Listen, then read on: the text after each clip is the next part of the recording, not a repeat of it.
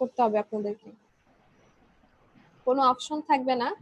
20 মার্কসের পরীক্ষা থাকবে। যদি 5টা অঙ্ক থাকে তাহলে প্রত্যেকটা মার্কস 4 করে থাকবে, আবার যদি 4টা অঙ্ক থাকে তাহলে প্রত্যেকটা মার্কস 5 করে থাকবে, ঠিক আছে? এবং সবাই হচ্ছে অঙ্ক যেটা থাকবে অবশ্যই টাইপিং করা সম্ভব না, অঙ্ক সবাই খাতায় লিখবেন, অঙ্ক খাতায় লিখে তারপর সেটা ছবি তুলে ওখানে আপলোড করে দিবেন, ফাইল আপলোডের অপশন। আরেকটা ব্যাপার সব থেকে সুবিধা হয় যদি আপনারা একটু কম পেজের ভিতরে অঙ্কগুলো করতে পারেন, কারণ বেশি পেজে যদি অঙ্ক করতে যান সেটা ছবি তুলে আপলোড করতে আপনাদেরই সেটা আসলে সমস্যা হয়ে যাবে। মানে একটা অঙ্ক করতে যদি আপনি 3-4 পেজ লাগিয়ে ফেলেন তাহলে কিন্তু দেখা যাবে একটা অঙ্কের জন্য 3-4 পেজের ছবি তুললেন, ছবি তুলে আবার হচ্ছে আপনি ওখানে আপলোড করবেন, নেটওয়ার্কের একটা কথা আছে। তাই চেষ্টা করবেন যে হচ্ছে 1 বা 2 পেজের ভিতরে যেন আপনি অঙ্কটা শেষ করে ফেলতে পারেন, ঠিক আছে?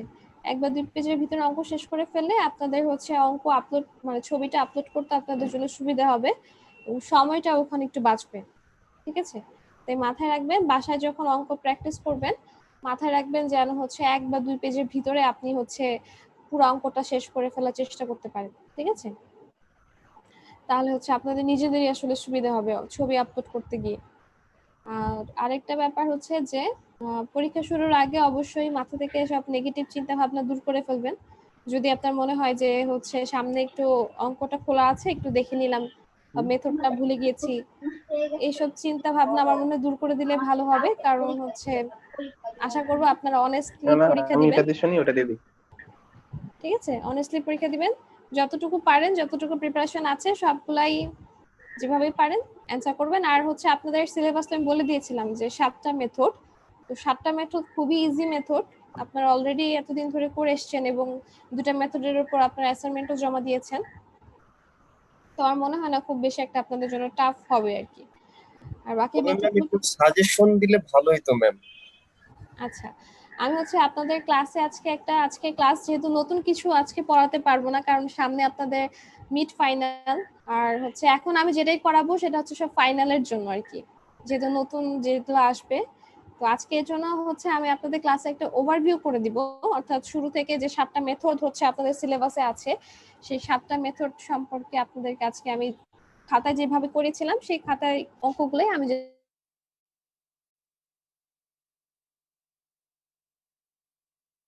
আসলে পসিবল না, সাজেশন দেওয়ার মতো আসলে কিছু নেই, 7টা মেথড থেকে সবকিছু আসবে এবং আসলে ম্যাম 7টা মেথড একটু প্রেসার হয়ে যায় ম্যাম আসলে। 7টা মেথড যদি মিড টার্মের জন্য আপনাদের প্রেসার হয়ে যায় তাহলে আপনারা ফাইনালে যে কি করবেন বলেন?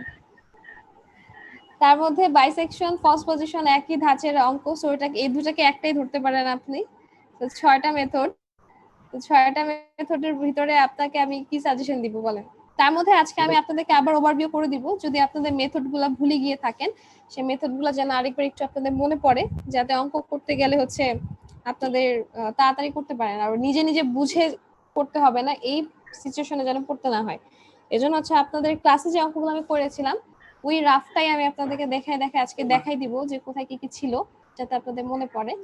আর সাজেশন দেওয়ার মতো আসলে কিছুই নেই, কারণ 7টা মেথড থেকে সাজেশন আর কি দিব, যদি অনেকগুলা মেথড হতো, যদি গজ এলিমিনেশন না এখনো করিনি ম্যাম সমস্যাটা হলো মিলানোটার সমস্যা মেথড গুলা, মানে মান আচ্ছা, দিয়ে এটা আমি যেটা এইজন্য। বলতে চাচ্ছিলাম যে নিউমেরিক্যাল অ্যানালাইসিস যেহেতু, সো এখানে অঙ্কের ব্যাপার স্যাপার আছে এবং অঙ্কের ভিতরে দেখা যায় যে আপনারা হয়তো একটা মাঝখানে ডিজিট ভুল করে ফেলেছেন, তো ডিজিট ভুল করার কারণে দেখা গেল যে পুরো অঙ্কটাই হয়তো আপনার অ্যান্সারটা চেঞ্জ হয়ে গেছে, কিন্তু আপনি হয়তো সূত্রটা ঠিক মতো করেছেন, অর্থাৎ আপনার মেথড ঠিক আছে কিন্তু জাস্ট নিচে একটা দুটো ডিজিট ভুলের কারণে আপনার অঙ্কটা হয়নি, কিন্তু সেই ক্ষেত্রে কিন্তু আপনি পার্সিয়াল মার্কিং পাবেন, ঠিক আছে? আমি যদি দেখি যে আপনার মেথডটা পুরো ঠিক আছে কিন্তু হচ্ছে আপনি মাঝখানে যে দুইটা ডিজিট লিখতে আপনি ভুল লিখে ফেলেছেন, একটা লিখতে যে একটা লিখে ফেলেছেন, যার কারণে আপনার পুরো অ্যান্সারটা চেঞ্জ হয়ে গেছে, কিন্তু সেই জন্য আপনি আসলে পার্সিয়াল মার্কিং পাবেন, ফুল মার্কস তো পাবেন না কিন্তু পার্সিয়াল মার্কিং পাবেন যে আপনি মেথডটা জানেন।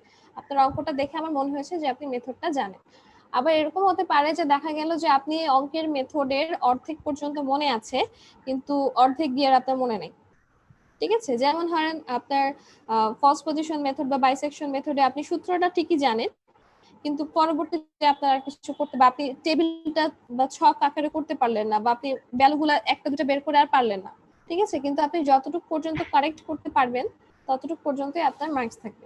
ইভেন এমন যদি হয় যে আপনি অঙ্ক কিছুই পারেন না কিন্তু আপনি সূত্রটা হয়তো পারেন, সেক্ষেত্রে আপনার হয়তো কিছু মার্কস 0.5 বা 1 এরকম কিছু মার্কস ওখানে থাকতে পারে, পার্শিয়াল মার্কিং হবে। অর্থাৎ আপনি আপনার অঙ্কে যতটুকু পরিমাণ কারেক্ট করতে পারবেন ততটুকুর জন্য আপনি এখানে মার্কিং পাবেন, ঠিক আছে।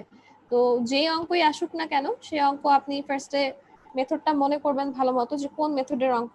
যখন আপনি মেথডটা ক্লিয়ারলি মনে করে ফেলতে পারবেন তখন দেখবেন যে আপনার অঙ্ক আসলে হয়ে যাচ্ছে। আর যদি ভুলও হয়ে যায়, আপনি তো জানেন না যে আপনি অ্যাকচুয়ালি ভুল করেছেন, তবে ভুল হয়ে গেলেও ভয় পাওয়ার কিছু নেই, কারণ ওখানে যদি আপনার মেথড ঠিক থাকে তাহলে আপনি পার্শিয়াল মার্কিং পাবেন, আর যদি আপনার পুরো অঙ্ক হয় তাহলে আপনি ফুল মার্কসই পাবেন, ঠিক আছে। ক্লিয়ার হলো কি কথা? হ্যাঁ বল।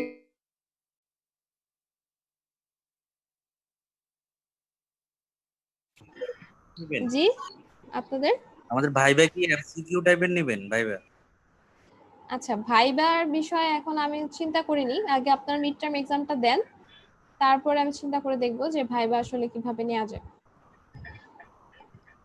ঠিক আছে। ওটা কি পরে নেবেন? হ্যাঁ, মিড টার্ম এক্সামটা শেষ হোক, মিড টার্ম এক্সামের পরে আপনাদের ভাইবা নিব। ঠিক আছে ম্যাম। পরে বলছিলাম এক্সামের দিন নাকি অন্য অন্য কোনো ক্লাসের দিন? আচ্ছা, সেটা আমি আপনাদেরকে এখন আমি ডিসিশন নেইনি যে কি করব, তবে যেটাই করি আপনাদেরকে তো অবশ্যই জানিয়ে দিব, অন্তত কয়েকদিন আগে হলো আপনাদেরকে আমি জানিয়ে দিব, ঠিক আছে। আপনারা শুধু মিড টার্মে যদি আপনাদের ভাইবাও নেই সেদিন, আমি মিড টার্মে যতটুকু পড়িয়েছি এর বাইরে থেকে আমি ভাইবা কিছু নিব না, ঠিক আছে, বুঝতে পেরেছেন? জি ম্যাম। আচ্ছা, ম্যাম আর একটা একটা কোশ্চেন ছিল। বলেন। ম্যাম আমরা যখন গুগল ফর্মে পরীক্ষাটা দিব তখন 1, 2, 3 এভাবে যে কোশ্চেন গুলো থাকবে প্রত্যেকটার অ্যান্সার কি আলাদা আলাদা দিতে হবে, না সবগুলো অ্যান্সার পিডিএফ করে যে কোনো একটা আপ করে দিব, মানে আপলোড করে দিব? সবগুলোর জন্য আলাদা আলাদা করে দিতে হবে। জি ম্যাম। এটার জন্য তো ম্যাম তাহলে অনেক সময় লাগবে ম্যাম, কারণ একটা একটা করে পড়ে আবার ছবি তুলে আপলোড করা। আচ্ছা, আপনারা ফার্স্টে ম্যাম, সবগুলো অঙ্ক করবেন, সবগুলো অঙ্ক করার পরে আপনারা কি পিডিএফটা কিভাবে করতেন, সবগুলো অঙ্ক নিশ্চয়ই আগে করবেন, করার পর সবগুলো আপনি ছবি তুলতেন, তাই না? সবগুলো ছবি তুলে তারপর আপনার সেটাকে পিডিএফ এ কনভার্ট করতে হতো। তো আপনারা এখানে করবেন সবগুলো অঙ্কগুলো আগে করবেন, তারপরে এক পেজে নিশ্চয়ই একটা করে অঙ্ক করবেন আপনারা, যেরকম পরীক্ষা খাতায় করতেন। তো সেভাবে আপনারা জাস্ট ছবিগুলো সবগুলো তুলে ফেললেন, ছবিগুলো তুলে ফেলে তারপর জাস্ট ফাইল আপলোডে গিয়ে প্রত্যেকটা ব্রাউজ করে আপনারা জাস্ট ছবিটা দিয়ে দিলেন। এমন তো না যে আপনারা একটা অঙ্ক ম্যাম, করবেন। হ্যাঁ বলেন বলেন। একটা মানে কথা ছিল যে আমরা পিডিএফ আমরা ছবি ম্যাথটাকে করে ফেলবো, করে পরে যদি আমরা পিডিএফ করে দেই একটা মানে পৃষ্ঠা অনুযায়ী সিরিয়াল অনুযায়ী তো থাকবে, বা ম্যাথের যে নাম্বারটা ওটা থাকবে। আমরা যদি পিডিএফ করে দেই তাহলে আমাদের নেট দেখা যায় যে সমস্যা, অনেক সময় নেট থাকে না, বা একবার আমরা দিতে পারবো ম্যাম, আচ্ছা, তাহলে এই একটু এটা এই সুবিধা কথাটা হতো। কেন বললাম, কারণ হচ্ছে আপনাদের নিজেদের জন্যই হচ্ছে আমি বললাম, কারণ আপনারা যখন পরীক্ষার খাতায় আমি আপনাদের খাতাটা নেই, ঠিক আছে, তখন আপনারা কিন্তু লিখেন ওইখানে, তখনই আপনাদের অ্যান্সার গুলো খুঁজে বের করতে আমার কষ্ট হয়, কারণ উপরে আপনারা answer to the question of 1 এইটাও লেখেন না আপনারা কেউ, জাস্ট 1 নাম্বার দেন, তারপরে চিপার মধ্যে ABCD লেখেন, ঠিক আছে। তো সেটা খুঁজে বের করতে আমার কষ্ট হতো খাতায়, ফিজিক্যাল খাতায়, কিন্তু এখন হচ্ছে ছবিতে, তো ছবিতে দেখা যাবে কোন চিপার মধ্যে এ লিখেছেন বি লিখেছেন সেটা হয়তো আমি ছবিতে বুঝতে পারবো না, ঠিক আছে। এটা যদি আপনারা এনশিওর করেন ঠিকঠাক মতো যে না আমরা হচ্ছে গুলা সুন্দর মতো উপরে answer to the question number 1, 2 এবং সবকিছু দেখে যেন বুঝতে পারি যে হচ্ছে এটা 1 এর অ্যান্সার, এটা 2 এর অ্যান্সার, এটা 3 এর অ্যান্সার, এরকম যদি আপনারা কনফার্ম করতে পারেন দেন আমি আপনাদের জন্য এই অপশনটা রাখতে পারি, ঠিক আছে। কারণ আপনারা অঙ্ক অ্যান্সার করলেন কিন্তু আমি বুঝতেই পারলাম না যেটা আপনি কি অ্যান্সার করেছেন বা কোনটা অ্যান্সার করেছেন, তাহলে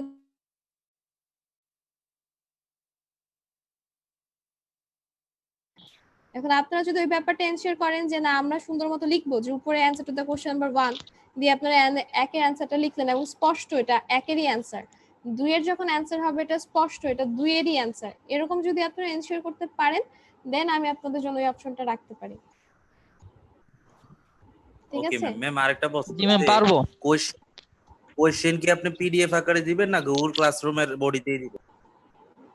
গুগল ফর্মে কোশ্চেন থাকবে এবং ওখানে আপনাকে অ্যানসার সাবমিট করতে হবে। ম্যাম গুগল ফর্মে তো আবার একটা সমস্যা আছে, কেউ যদি একবার ঢুকে তার কোয়েশ্চেন প্যাটার্ন একরকম থাকে, আবার ঢুকলে দুইটা তিনে চলে যায়, তিনের ট্যাগে চলে যায়, তখন কি হবে ম্যাম? আচ্ছা, এটা হচ্ছে যে আপনাদের কোশ্চেন আশা করি এরকম হওয়ার কথা না, 1 এ 2 চলে যাবে, 2 1 চলে যাবে, কিন্তু হচ্ছে যে আপনারা যদি একবার হচ্ছে ঢুকেন, ঠিক আছে, আমি একটা যেটা বলতে চাইছিলাম যে সাবমিট আপনারা একবারই করতে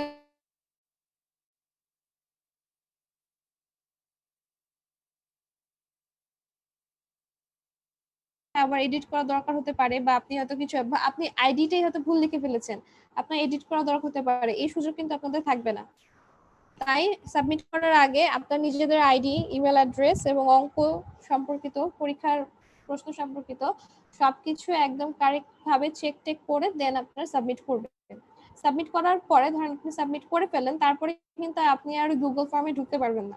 মানে আপনার একটা ইমেল অ্যাকাউন্ট দিয়ে, মানে একটা জিমেইল অ্যাকাউন্ট দিয়ে আপনি একবারই ওটা ওই ফর্মটা সাবমিট করতে পারবেন, ঠিক আছে? একবার সাবমিট করার পর আপনি আর ওই ইমেল অ্যাকাউন্ট দিয়ে বা জিমেইল অ্যাকাউন্ট দিয়ে ওখানে আপনি আর ঢুকতে পারবেন না।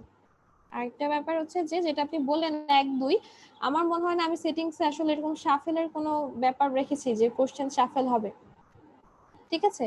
তো আমার মনে হয় না এই সমস্যাটা হওয়ার কথা। Okay ma'am. বুঝতে পেরেছেন? হ্যাঁ। আর কি কারো কিছু বলার আছে কোশ্চেন সম্পর্কে? তো যেটা বললাম অবশ্যই খেয়াল রাখবেন যে প্রশ্ন ম্যাম একটা মানে অপশন ফর্ম, রাখেন, যাতে আমরা অপশন রাখেন যাতে আমরা ভালোভাবে দিতে পারি আর কি। অপশন না রাখলে টেনশনে পড়ে যাবো। জি ম্যাম, একটু অপশন দরকার করেন ম্যাম, কারণ ফিজিক্যালি দেওয়াটা সবচেয়ে বেটার ছিল। এইভাবে ম্যাম নেট থাকে না, আবার কারেন্ট থাকে না, অনেক রিস্ক হয়ে যাবে। কিসের অপশন রাখবো আমি, মানে কিসের অপশনের কথা বলছিলেন? ম্যাথ ম্যাথ ম্যাথ একটা এক্সট্রা ম্যাথ রাখেন আর কি, মানে 4টা থেকে 3টা দাও বা 5টা থেকে 4টা দাও।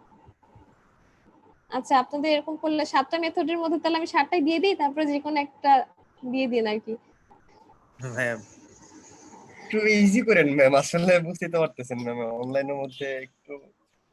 হ্যাঁ, আমরা আমরা কিন্তু আসলে অনলাইনে ক্লাসে আমরা কিন্তু সবাই না মানে যেভাবে পরীক্ষা দেয় না দেখিয়ে দেওয়ার চেষ্টা করি। সেক্ষেত্রে যদি এরকম প্রেসার হয় তাহলে তো অবস্থা আরো খারাপ হয়ে যাবে, তো দেখারও সুযোগ থাকবে না। জি ম্যাম, আসলে এটার জন্য আমরা সবাই এইভাবেই পরীক্ষা দিই ম্যাম। ম্যাম সবাই পরীক্ষা নিয়ে টেনশন নাই, টেনশন হলো ম্যামের কারেন্ট আর নেট, এই দুইটা জিনিস নিয়ে সবাই টেনশনে আছে। বুঝতে পারছি, কারণ এখন আসলে আবহাওয়া খারাপ থাকে, সো যে কোনো টাইমে কারেন্ট চলেও যেতে পারে, জি ম্যাম। তার কারেন্ট জন্য আর আসলে চলে গেলে উনিও সাবমিট করতে পারেন টাইম মতো, ওনার এক্সাম নেওয়া হবে না। অলরেডি ম্যাম আমাদের এদিকে বৃষ্টি হচ্ছে।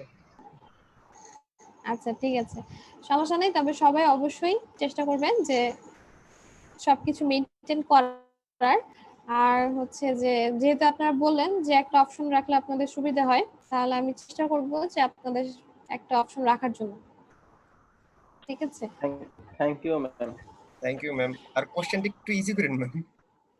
আমি কোশ্চেনটা বলেই দিই আপনাদেরকে, কোশ্চেনটা বলে দিলে মনে হয় আপনাদের অ্যান্সার করতে আরো বেশি সুবিধা হতো, নাকি নাকি আমি অ্যান্সার সহই আপনাদেরকে দিয়ে দেই, তাহলে মনে হয় একটু ম্যাম বেটার হতো। আপনি যে ম্যাথ এগুলো অ্যানসার যদি প্রশ্ন দিয়ে দেন তারপর মিলাইতে পারবেন না ম্যাম অনেকে। দিলে আজকে থেকে লিখতে জি শুরু ম্যাম, করবে। আসলে এটা ক্রিটিক্যাল ম্যাম, এই জন্য আর কি। আমি শিওর যে ম্যাম অনেকে মিলাইতে পারবে না, অঙ্ক করতে পারছে কিন্তু মিলাইতে পারবে না। আচ্ছা, মানে আমার practice রিটেক ছিল, করতে হবে। আমি দিছি, আমি জানি এটা ম্যাম। আচ্ছা মাঝখানে প্যাচ লাগা ফেলে বারবার আর কি। আচ্ছা, এই জন্য আমি আপনাদেরকে শুরুর ক্লাস থেকে আসলে বলে আসছিলাম যে নিউমেরিক্যাল যখন আপনি সেপারেটলি একটা মেথড করবেন, যেমন শুধু যদি আমি আপনাকে বাইসেকশন করাই, দেন আপনার কাছে মনে হবে ব্যাপারটা ইজি, বাইসেকশন কি আর করেছে, a+b/2 করেছে, দেন জাস্ট ভ্যালুগুলো আপনারা বসেছেন, ইজি। কিন্তু সবগুলা মেথড যখন আপনি একসাথে অ্যাসেম্বল করবেন, তখন দেখবেন আপনার কাছে কনফিউশন মনে হচ্ছে যে কোন মেথডটা কোনটা, ঠিক আছে? যে বাইসেকশনের সূত্রটা কি এটা ছিল নাকি ওটা ছিল, এটা জি ছিল ম্যাম, নাকি ওটা এটাই ছিল। মেইনলি প্যাচ লেগে যায় আর কি। কোন কোন মেথড কোনটা ইউজ করা হয়েছে কোন জায়গায়, মানে এটাই প্যাচ লেগে যায় বারবার। হ্যাঁ, এই জন্য আমি আপনাদেরকে শুরুর ক্লাস থেকে আসলে বলেছিলাম, শুরুর ক্লাস থেকে আমি আপনাদেরকে যেটা বলেছি যে অবশ্যই অঙ্কগুলা প্র্যাকটিস করবেন, কারণ এটা একমাত্র দূর করার একটাই ওয়ে, সেটা হচ্ছে অঙ্ক প্র্যাকটিস। নিউমেরিক্যালে ভালো করার এর থেকে আর কোনো ওয়ে আমার জানা নেই, সেটা হচ্ছে প্র্যাকটিস। আপনি যতই অঙ্ক ভালো বোঝেন না কেন, যতই আপনি ট্যালেন্টেড হন না কেন, আপনি যতক্ষণ না পর্যন্ত অঙ্কগুলো প্র্যাকটিস করছেন ততক্ষণ পর্যন্ত আপনার নিউমেরিক্যালে ভালো করা পসিবল না। একমাত্র যদি আপনি প্র্যাকটিস করে থাকেন তাহলে দেখবেন অঙ্ক দেখা মাত্রই আপনার মনে পড়বে যে এটা কোন নিয়মে ছিল এবং কিভাবে করতে হতো এবং কিভাবে ভ্যালুগুলো ধরতে হবে, কোন ভ্যালুগুলো ধরলে আমি ঠিকঠাক মতো অ্যান্সার পাবো, অর্থাৎ নেগেটিভ পজিটিভে আমার পাওয়ার সম্ভাবনা আছে, সেই জিনিসটাও আপনি তখন ধরতে পারবেন শুধুমাত্র যদি আপনি প্র্যাকটিস করেন। যে কথাটা আমি আসলে আপনাদেরকে শুরু থেকে প্রত্যেক ক্লাসেই শেষে আমি আপনাদেরকে বলে আসি, ঠিক আছে? তো আমার মনে হয় যে আপনারা আমার কথাগুলো একটু হলেও ফলো করেছেন, যে হচ্ছে চেষ্টা করেছেন যেন হচ্ছে আপনাদের প্র্যাকটিসটা একটু বজায় রাখার জন্য, ঠিক আছে? তারপরে তো আমি আজকে আপনাদের ক্লাসে দেখিয়ে দিব একটুখানি যে যা যা অঙ্কগুলো আমি আপনাদেরকে করিয়েছিলাম সেই অঙ্কগুলা।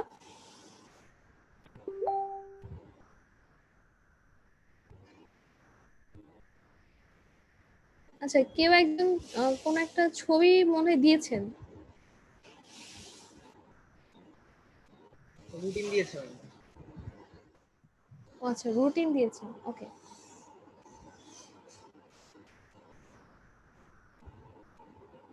আচ্ছা, তাহলে আমরা আজকে একটু শুরু করি যেটা আমরা আসলে দেখে আসছিলাম।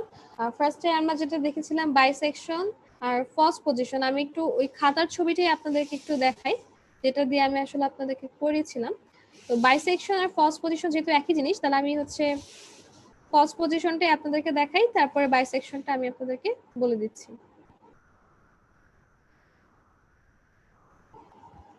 এটা ছিল আমাদের ফার্স্ট পজিশন অঙ্কটা। ফার্স্ট পজিশনের সূত্র ছিল এটা, এই সূত্রটা কিন্তু অবশ্যই মনে রাখতে হবে, অর্থাৎ অঙ্ক করতে গেলেন কিন্তু আপনি নিয়ম জানেন, মেথড জানেন যে এই অনুযায়ী, কিন্তু রুট বের করে যদি সূত্রটাই ভুলে যান তাহলে কিন্তু পুরো অঙ্কটাই মিস হয়ে যাবে, ঠিক আছে? তাহলে ফার্স্ট পজিশনের সূত্রটা কি? a into F B minus B into F A divided by F B minus F A. আর এখানে এই জিনিসটা শুধু ফার্স্ট পজিশনের জন্য, আর যদি আমরা বাইসেকশন করতাম সব পুরো প্রসেস ঠিক থাকতো, শুধু এই রুট বের করার সূত্রটা আমাদের চেঞ্জ হয়ে যেত, অর্থাৎ আমাদের এখানে শুধু চেঞ্জ হয়ে বলতো যে এখানে আমাদের শুধু চেঞ্জ হয়ে হতো a প্লাস বি বাই 2, আর ফার্স্ট পজিশনের জন্য এই সূত্রটা, ঠিক আছে?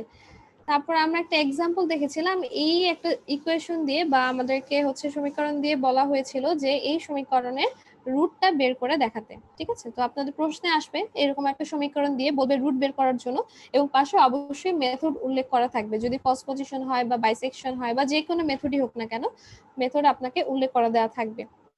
তারপরে আমরা জানি যে আমাদের প্রসেসের শুরুতেই আমাদেরকে ফার্স্টে নেগেটিভ এবং পজিটিভ আমাদেরকে বের করতে হয়। তো আমরা এখানে 2 বসিয়ে দেখলাম যে আমাদের হচ্ছে এখানে নেগেটিভ এসছে, এবং 3 বসিয়ে দেখলাম আমাদের এখানে পজিটিভ এসছে।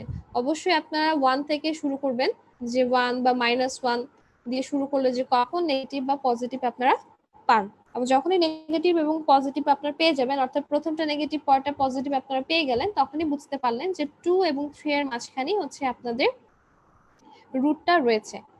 তো আপনারা হচ্ছে বুঝে গেলেন 2 এবং 3 এর মাঝখানে রুট রয়েছে, তার মানে হচ্ছে 2 হচ্ছে আমাদের a আর 3 হচ্ছে আমাদের b, অর্থাৎ এর ভ্যালু হচ্ছে 2 আর b এর ভ্যালু হচ্ছে 3। তার মানে এখান থেকে আমরা a এবং এখান থেকে আমরা b এর ভ্যালু পেয়ে গেলাম। আর f অফ b মানে হচ্ছে আমরা b এর যে ভ্যালু পেলাম 3, সেই 3 হচ্ছে আমাদের যে ইকুয়েশন দেওয়া আছে সেখানে বসালে বা যে ফাংশন দেওয়া আছে সেখানে বসালে আমাদের যে ভ্যালুটা পাবো, আর f অফ a মানে তো হচ্ছে a এর যে ভ্যালুটা আছে সেটা ফাংশনে বসালে যে ভ্যালুটা পাবো। দেন আমরা সবগুলা ভ্যালু এখান থেকে পেয়ে গেলাম, দেন আমরা হচ্ছে এই ইকুয়েশনে সব ভ্যালুগুলা বসিয়ে দিলাম। বসানোর পরে আমাদের যে রেজাল্টটা আসলো সেটা হচ্ছে আমাদের x1, অর্থাৎ আমাদের প্রথম রুট আমরা খুঁজে পেলাম x1। তারপরে এই x1 এর ভ্যালুটা আমরা কি করব, সেই x1 এর ভ্যালুটা আমরা আবার হচ্ছে আমাদের ইকুয়েশনে বসাবো। ইকুয়েশনে বসানোর পরে আমরা দেখলাম হচ্ছে আমাদের এই রেজাল্ট আসলো, ঠিক আছে? আমরা কি করেছি, যে x1 এর ভ্যালুটা আসছে সেই x1 এর ভ্যালুটা হচ্ছে আমরা f অফ x1, অর্থাৎ এই ফাংশনে বসিয়ে আমরা একটা ভ্যালু পেলাম। ভ্যালু পাওয়ার পরে আমরা এখন চেক করে দেখব যে এটা পজিটিভ এবং নেগেটিভ, অর্থাৎ 0 থেকে যদি ছোট হয় তাহলে আমাদের লিমিটেশন আছে, যদি 0 থেকে ছোট হয়ে যায় তাহলে a এবং b আছে, আবার যদি 0 থেকে বড় হয়ে যায় তাহলে হচ্ছে আমাদের b, অর্থাৎ এখানে আসছে 2.05। তাহলে আমাদের কয়টা পয়েন্ট আছে, 2 আছে, 2.05 আছে এবং হচ্ছে আমাদের 3 আছে। তার মানে যেহেতু এটা নেগেটিভ আসছে, অর্থাৎ এখানে এই ভ্যালুটা ফাংশনে বসানোর কারণে আমাদের এখানে নেগেটিভ আসছে, তাহলে এটা এবং এটা গুণ করলে আমাদের কি পজিটিভ আসছে, তাহলে পজিটিভ আসার মানে হচ্ছে যে আমাদের রুট আছে 2.05 থেকে 3 এর মাঝখানে। ঠিক আছে, তার মানে একই রকম ভাবে আমরা এখন a এর ভ্যালু পেলাম 2.05 আর b এর ভ্যালু পেলাম 3। তো একই রকম ভাবে আমাদের আবার কন্টিনিউ হবে, যেখানে এখানে a এর ভ্যালু পেলাম আমরা 2.05, এখানে b এর ভ্যালু পেলাম 3, এবং f অফ b এর ভ্যালু আমরা আগেই বের করেছি আগের যখন আমরা ইটারেশন করলাম তখন। আর f অফ এর ভ্যালু, এখন এর ভ্যালু হচ্ছে আমাদের কত, এই যে এটা হচ্ছে আমাদের 2.05 হচ্ছে এর ভ্যালু। তাহলে এখানে এখন আমরা এর ভ্যালু বসে যে ভ্যালুটা পাবো সেটা আমরা এখানে বসে দিব।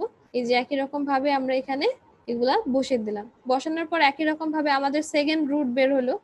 সেকেন্ড রুট বের হওয়ার পরে সেই সেকেন্ড রুট আমরা আবার এই ফাংশনে বসাবো।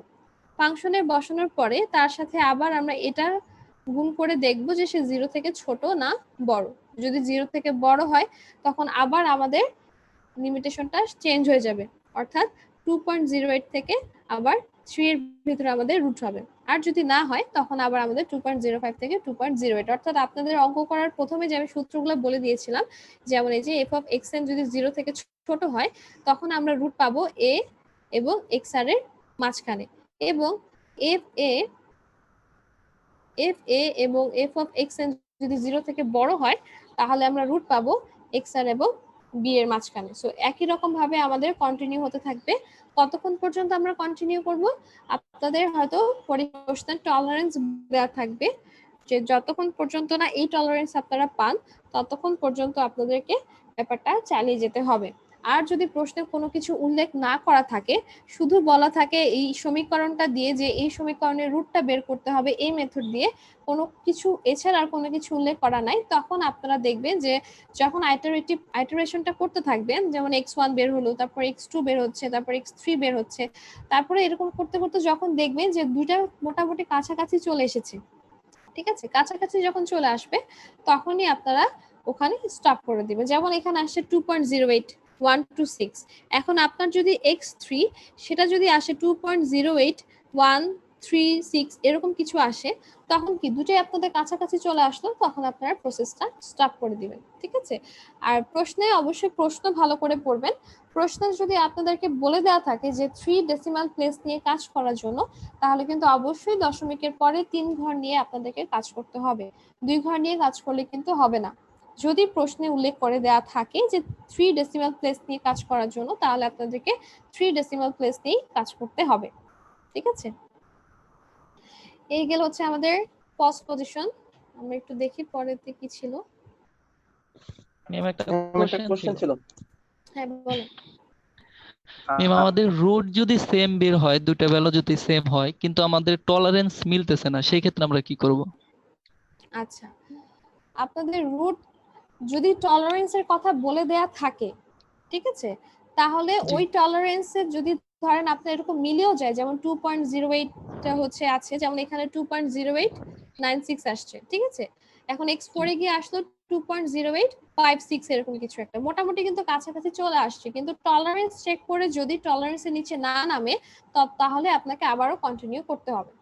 টলারেন্স উল্লেখ করে দেওয়া মানে হচ্ছে আপনার টলারেন্স যতক্ষণ না পাচ্ছে ওই টলারেন্সে ততক্ষণ পর্যন্ত আপনাকে কন্টিনিউ করতে হবে।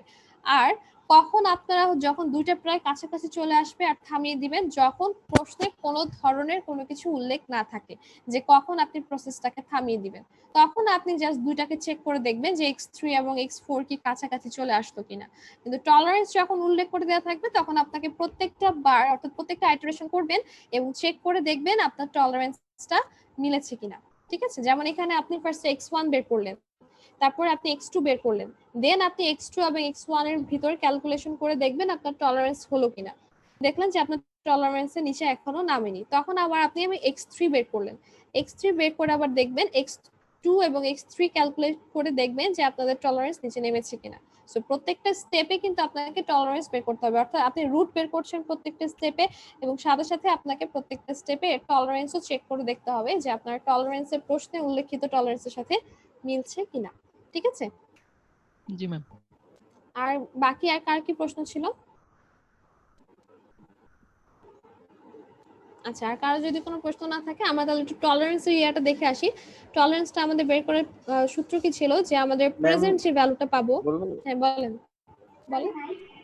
3 ডেসিমেল যেটা আমাকে যদি শুধু 3 ডেসিমেল পর্যন্ত বের করতে বলে, তাহলে যে আমাদের 3টা ডিজিট বের হয়, আমার লাস্টে যে দুইটা ঘর যদি মিলে যায়, পরে কি 3 ঘর মিলে হবে লাস্টে, নাকি একটু দুইটা মিলাইতে হবে?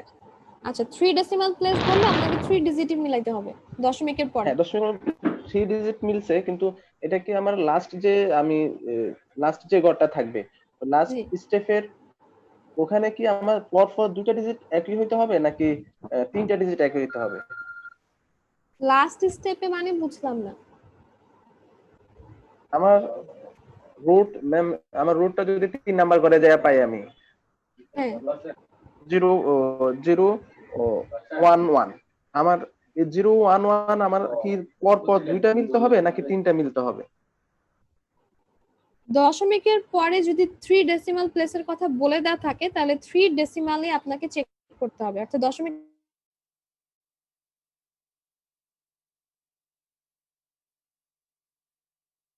করে দেওয়া থাকবে, যদি 3 ডেসিমাল উল্লেখ করা থাকে, যদি 5 ডেসিমাল উল্লেখ করা থাকে, যেরকম উল্লেখ করা থাকবে দশমিকের পরে আপনাকে তেমন ভাবে চেক করতে হবে। ঠিক আছে, যে কটা ঘর বলা থাকবে সেই ঘরটা চেক করতে হবে। এখন তাহলে আমরা একটু টলারেন্স দেখি, যে টলারেন্স আমাদের বের করতে হয় কিভাবে। যেমন আপনি x1 বের করলেন, তো x1 এর আগে তো আপনার কোনো আইটারেশন নেই, তো তখন তো আপনি টলারেন্স বের করতে পারলেন না। কখন আপনি টলারেন্স বের করতে পারলেন? x2 তে যখন আসলেন। তো x2 তে এসে আপনি কিভাবে টলারেন্স বের করলেন? Present minus previous divided by present, অর্থাৎ প্রেজেন্টের ভ্যালু হচ্ছে আমাদের x2, প্রিভিয়াস হচ্ছে আমাদের x1, আর প্রেজেন্ট হচ্ছে এখানে x2 ইনটু দিয়ে 100%, এবং অবশ্যই পজিটিভ ভ্যালু নেবেন। দেখেন এখানে মডুলাস বলা আছে, অবশ্যই পজিটিভ ভ্যালু নেবেন।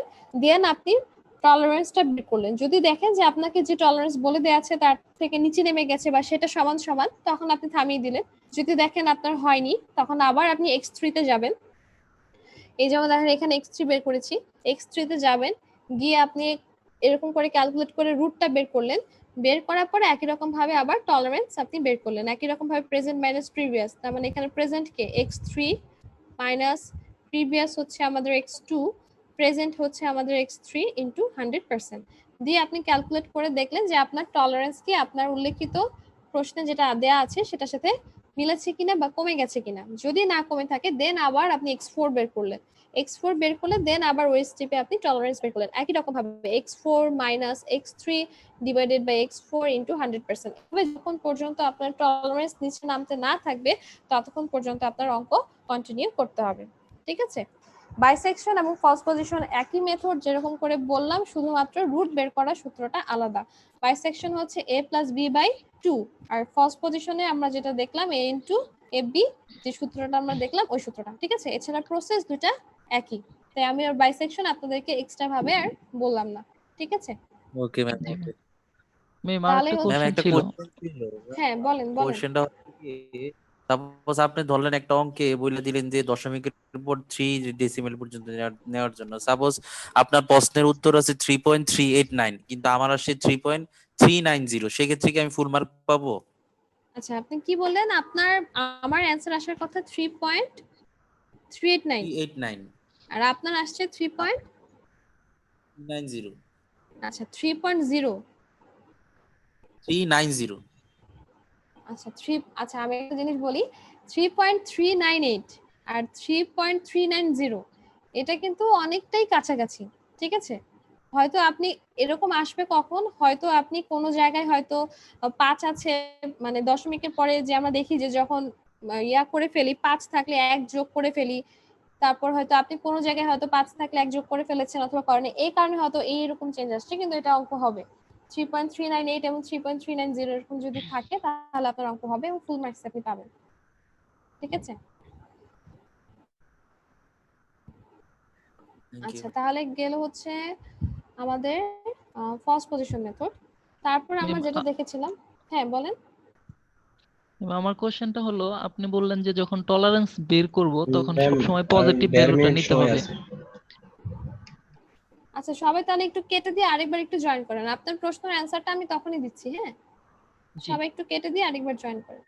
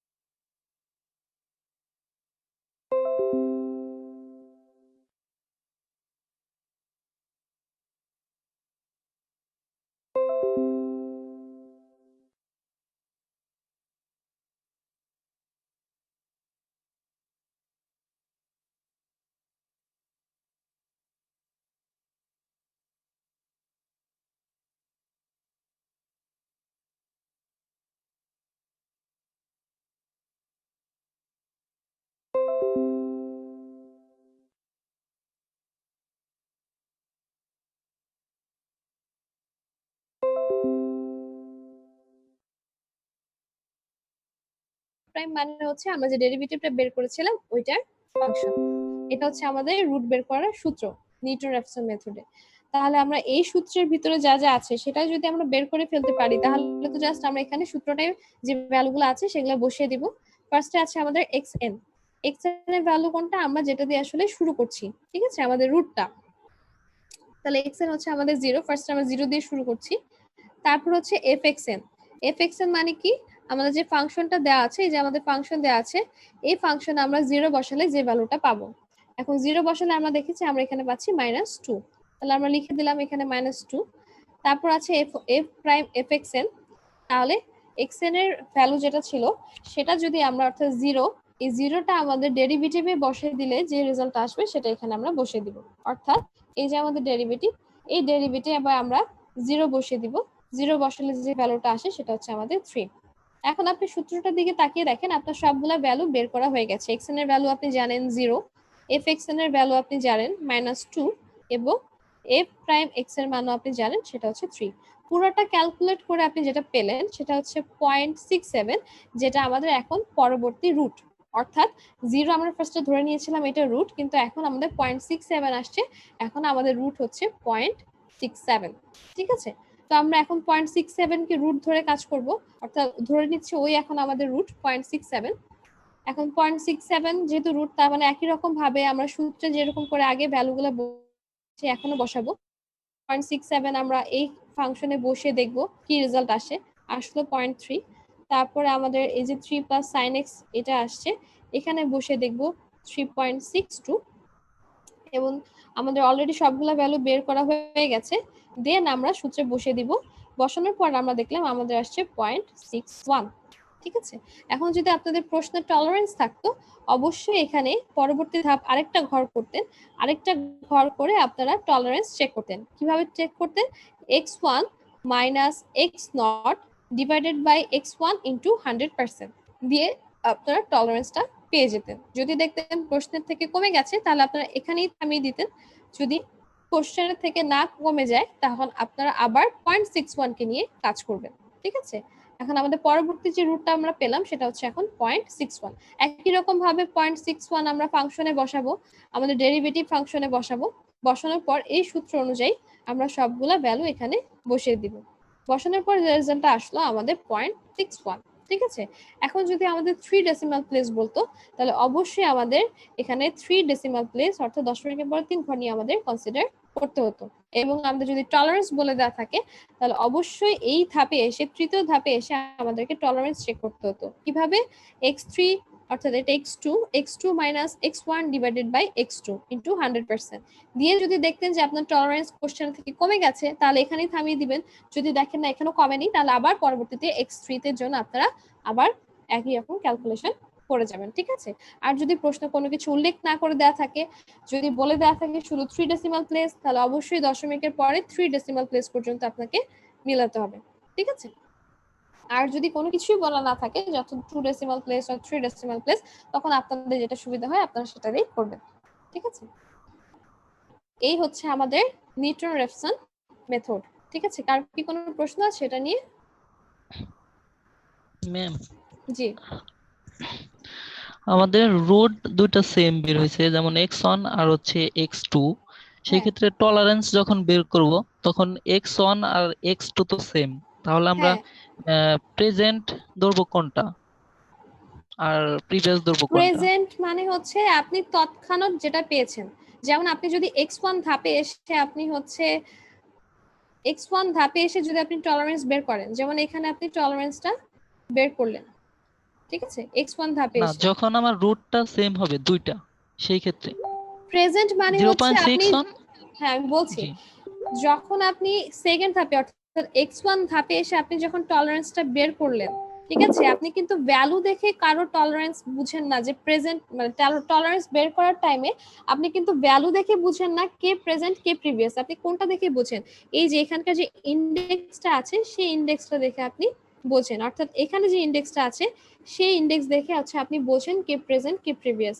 তো এখানে যখন আপনি কাজ করবেন x1, তখন প্রেজেন্ট হচ্ছে আপনার x1।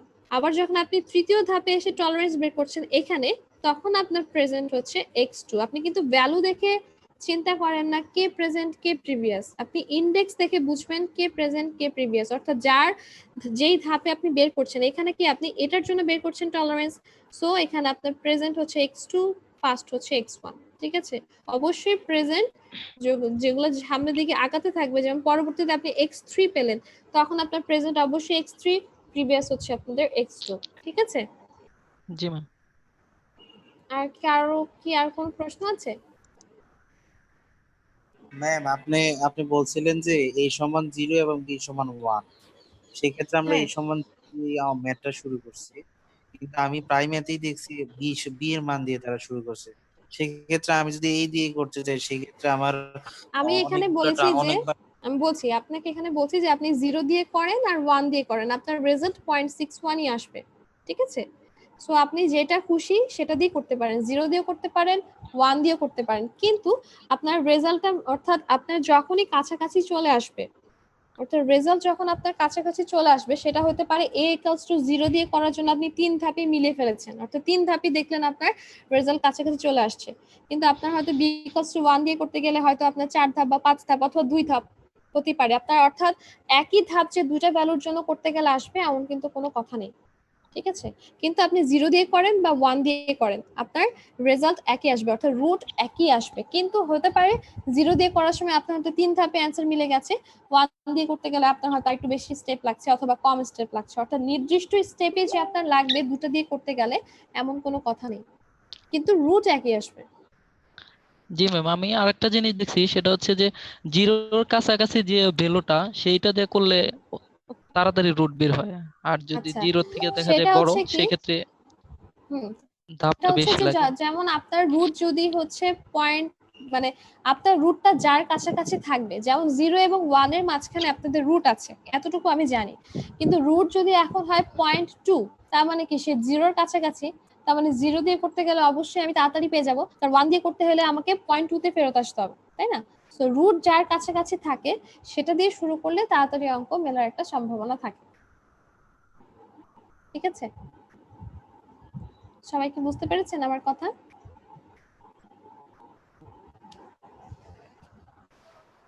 সবাই কি আমার কথা বুঝতে পেরেছেন? কারো কি কোনো প্রশ্ন আছে নেটওয়ার্কসন নিয়ে? একটা কোশ্চেন ছিল, হ্যাঁ, বলেন।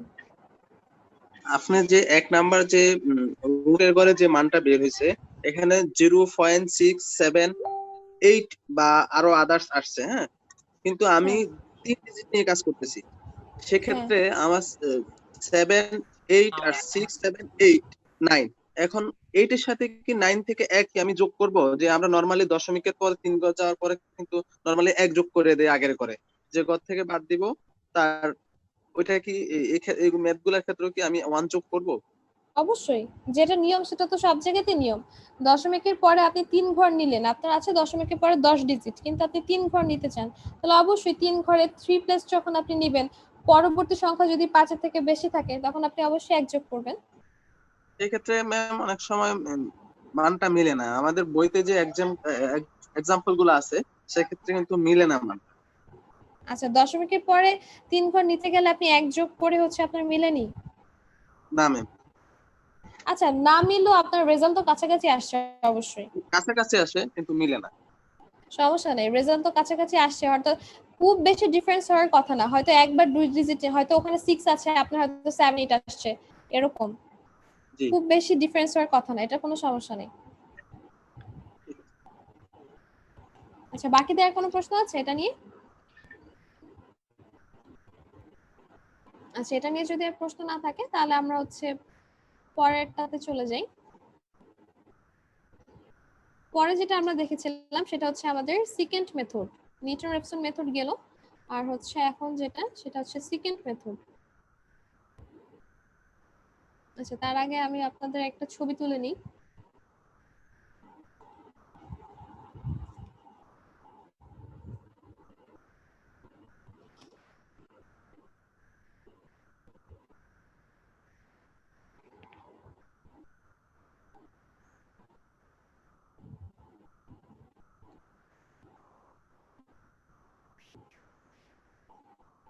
আচ্ছা, তাহলে আমরা পরবর্তী যেটা দেখি সেটা হচ্ছে সেকেন্ড মেথড।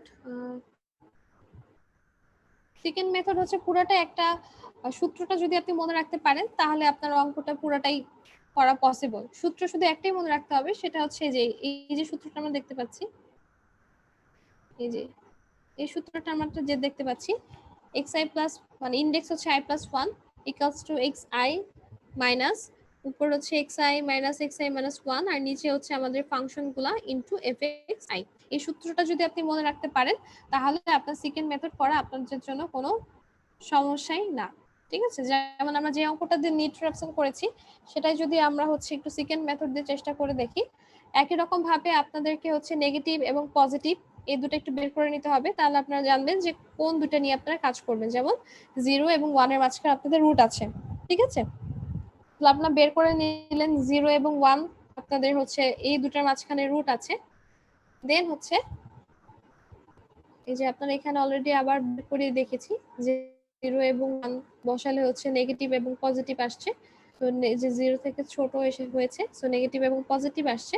তাহলে আমার দুটো ডাটা হচ্ছে x0 ইকুয়ালস টু 0 আর x1 ইকুয়ালস টু আমাদের 1। ঠিক আছে, কারণ 0 এবং 1 ফাংশনে বসালে আমাদের একবার নেগেটিভ এসেছে এবং পরেরটাতে পজিটিভ এসেছে। তখন আমাদের কাজ হচ্ছে যে আমরা প্রথম ইনডেক্সের কাজ অর্থাৎ প্রথম আইটারেশনে কাজ করব i ইকুয়ালস টু 1। ঠিক আছে, কারণ আপনারা দেখেন x0 আমরা জানি, x1 আমরা জানি, অর্থাৎ x1 নট এর ভ্যালু হচ্ছে 0 আর x1 এর ভ্যালু হচ্ছে 1, এই দুটো আপনারা অলরেডি জানেন। এখন আমাদের কাজ হচ্ছে x2 এর ভ্যালু বের করা। x2 এর ভ্যালু আমরা কিভাবে বের করব, অর্থাৎ এখানে x2 এর ভ্যালু হচ্ছে এখানে x1, এটাও x1, এটা হচ্ছে আমাদের x0 এর মান, আর এটা হচ্ছে x1 এর ভ্যালু আমাদের ফাংশনে বসালে যেটা হবে সেটা, আর এটা হচ্ছে x0 এর মান ফাংশনে বসালে যেটা হবে সেটা, আর এখানে হচ্ছে আমাদের x1 ফাংশনে বসালে যেটা হবে সেই রেজাল্টটা দিয়ে আমরা পুরোটা ক্যালকুলেশন করলে যেটা পাবো সেটা হচ্ছে আমাদের x2। ঠিক আছে, তার মানে x2 আমরা পেয়ে গেলাম। এখন এখানে তো আপনাদের টলারেন্স চেক করার কোনো ওয়ে নেই, কারণ আমাদের টলারেন্স চেক করার জন্য অবশ্যই আমাদের প্রিভিয়াসে একটা ভ্যালু লাগবে, আর এখানে প্রিভিয়াস বলতে কিছু নেই, শুধু প্রেজেন্টই আছে x2, সো এখানে টলারেন্স চেক করার কোনো ওয়ে নেই। আমরা পরবর্তীতে চলে গেলাম x3। সো x3 বের করে আমাদের সূত্র কি, অবশ্যই ওই ফর্মুলা অনুযায়ী x2, এখানে x2, এখানে x1, আবার এখানে x2 এর ভ্যালু ফাংশনে বসালে x1 এর ভ্যালু ফাংশনে বসালাম, আবার এখানে হচ্ছে আমাদের x2 দিয়ে পুরাটা ক্যালকুলেশন করে যেটা পাবো সেটা হচ্ছে আমাদের x3। সো একই রকম ভাবে আমরা x4 x5 করতে থাকবো যতক্ষণ না পর্যন্ত আমাদের টলারেন্স বা দুইটা সংখ্যা আমাদের অর্থাৎ দুইটা রুট আমাদের একই রকম হয়ে যায়। অর্থাৎ x3 তে এসে আমরা টলারেন্স চেক করব x3 minus x2 divided by x3 into 100% দিয়ে আমরা টলারেন্স চেক করে দেখব যে আমাদের টলারেন্সের সাথে মিলে গেছে বা কমে গেছে কিনা। যদি মিলে বা কমে যায় তাহলে আমরা এখানে স্টপ করে দিব, যদি না হয় দেন আমরা আবার x4 এ চলে যাব। একই রকম ভাবে আমরা x4 এর ভ্যালু বের করব x3 মাইনাস x2, তারপর হচ্ছে fx3 fx, একই রকম ভাবে যে সূত্র আছে একই রকম ভাবে আমরা ফলো করতে থাকবো যতক্ষণ না পর্যন্ত আমাদের রুটটা চলে আসে। ঠিক আছে, এখানে মেইন জিনিসটা হচ্ছে এই ফর্মুলাটা যদি আপনারা মনে রাখতে পারেন তাহলে অঙ্ক করাটা কোনো ব্যাপারই না, শুধুমাত্র এই ফর্মুলা অনুযায়ী আপনারা ভ্যালুগুলা বসাতে থাকবেন। ঠিক আছে, কার কি কোনো প্রশ্ন আছে এ নিয়ে? এটা হচ্ছে আমাদের সেকেন্ড মেথড। কারো কি কোনো প্রশ্ন আছে সেকেন্ড মেথড নিয়ে?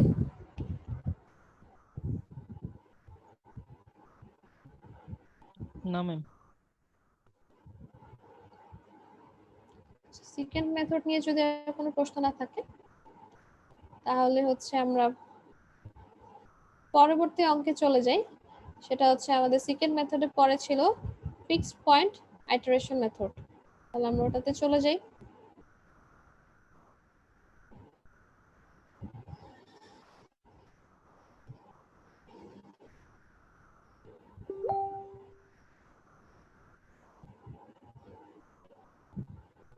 হচ্ছে আমাদের ফিক্সড পয়েন্ট আইটারেশন মেথড।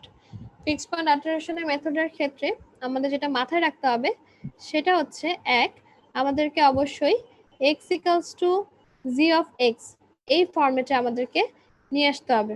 ঠিক আছে, যেইটাই দেওয়া থাকুক না কেন, অর্থাৎ যে ইকুয়েশন বা যেই ফর্মে সমীকরণ দেওয়া থাকুক না কেন, অবশ্যই তাকে আমাদের x equals to g of x এইটাতে আমাদের নিয়ে আসতে হবে। ঠিক আছে, আরেকটা ব্যাপার কি খেয়াল রাখতে হবে, আমাদের যদি এরকম কন্ডিশন হয় অর্থাৎ 5 প্রাইম অফ x এটা যদি আমাদের 1 এর থেকে ছোট হয়, ঠিক আছে, তখন আমরা আসলে এই ফিক্স পয়েন্ট আইটারেশন মেথডটা তার উপরে অ্যাপ্লাই করতে পারবো। যদি এই কন্ডিশনটা না ফিল আপ হয় তাহলে আমাদের পক্ষে কিন্তু সেই ইকুয়েশনে fix point iteration method use করে রুট বের করা পসিবল না।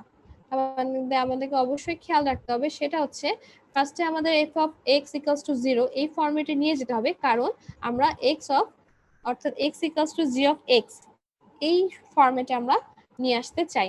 যেমন আমাদের একটা ইকুয়েশন দেওয়া আছে x e to the power x equals to 1, এটা ফার্স্টে আমরা f of x equals to 0 এই ফরম্যাটে নিয়ে এসেছি, অর্থাৎ x into e to the power x minus 1 equals to 0 নিয়ে আসার পরে আমরা চেয়েছি x এর একটা ফাংশন নিয়ে আসার জন্য। দেন আমরা এখান থেকে ক্যালকুলেশন করে x এর একটা ফাংশন নিয়ে এসেছি এরকম x equals to e to the power minus x।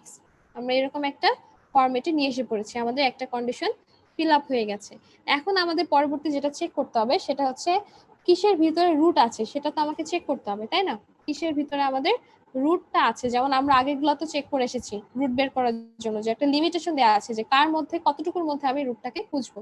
So একই রকম ভাবে এখানেও আমরা জিরো ভ্যালু ইউজ করে দেখেছি, আমাদের -1 আসছে, অর্থাৎ আমাদের যেটা দেওয়া আছে এই যে আমাদের এটা বের করলাম সেখান থেকে আমাদের চেক করে দেখতে হবে যে আমাদের একই রকম ভাবে নেগেটিভ বা পজিটিভ আসে কিনা। তার মানে আমরা এখানে চেক করে দেখলাম আমাদের নেগেটিভ এসেছে, পরে আবার 1 বসে দেখলাম আমাদের আবার পজিটিভ এসেছে, তার মানে রুট হচ্ছে আমাদের 0 এবং 1 এর মাঝখানে কোন একটা জায়গায় আছে। ঠিক আছে, তার মানে এতটুকু লিমিটেশন আমরা পেয়ে গেলাম, 0 এবং 1 এর মাঝখানে আমাদের রুট আছে।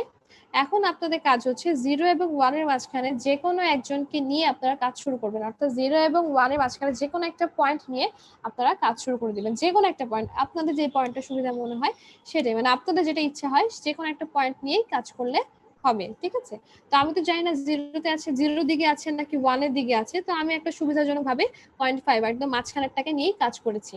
ঠিক আছে, কারণ রুট হয়তো 0 দিকেও থাকতে পারে 1 এর দিকেও থাকতে পারে, তো আমি কারকে চুজ করব, কোন দিকটা চুজ করব, তার থেকে আমার কাছে মনে হলো যে আমি মাঝখানটাকে একটা চুজ করি, 0.5 কে নিয়ে আমি চুজ করলাম। আপনারা যে কোনো একটা চুজ করতে পারেন, আপনারা 0.6 চুজ করতে পারেন, 7 চুজ করতে পারেন, 0.2 0.3 যেটা আপনাদের মনে হয়। তো এখন আপনাদের কাজ হচ্ছে যখন আপনি রুটটাকে চুজ করলেন যে 0.5 হচ্ছে আমার রুট, তখন আপনাকে চেক করে দেখতে হবে যে 0.5টা যেমন আমরা এখানে করেছি। ঠিক আছে, এখানে আপনাদের আরেকটা কাজ যেটা করতে হবে সেটা হচ্ছে যে এই যে আমরা এটা দেখাই, এটা হলে সুবিধা হবে।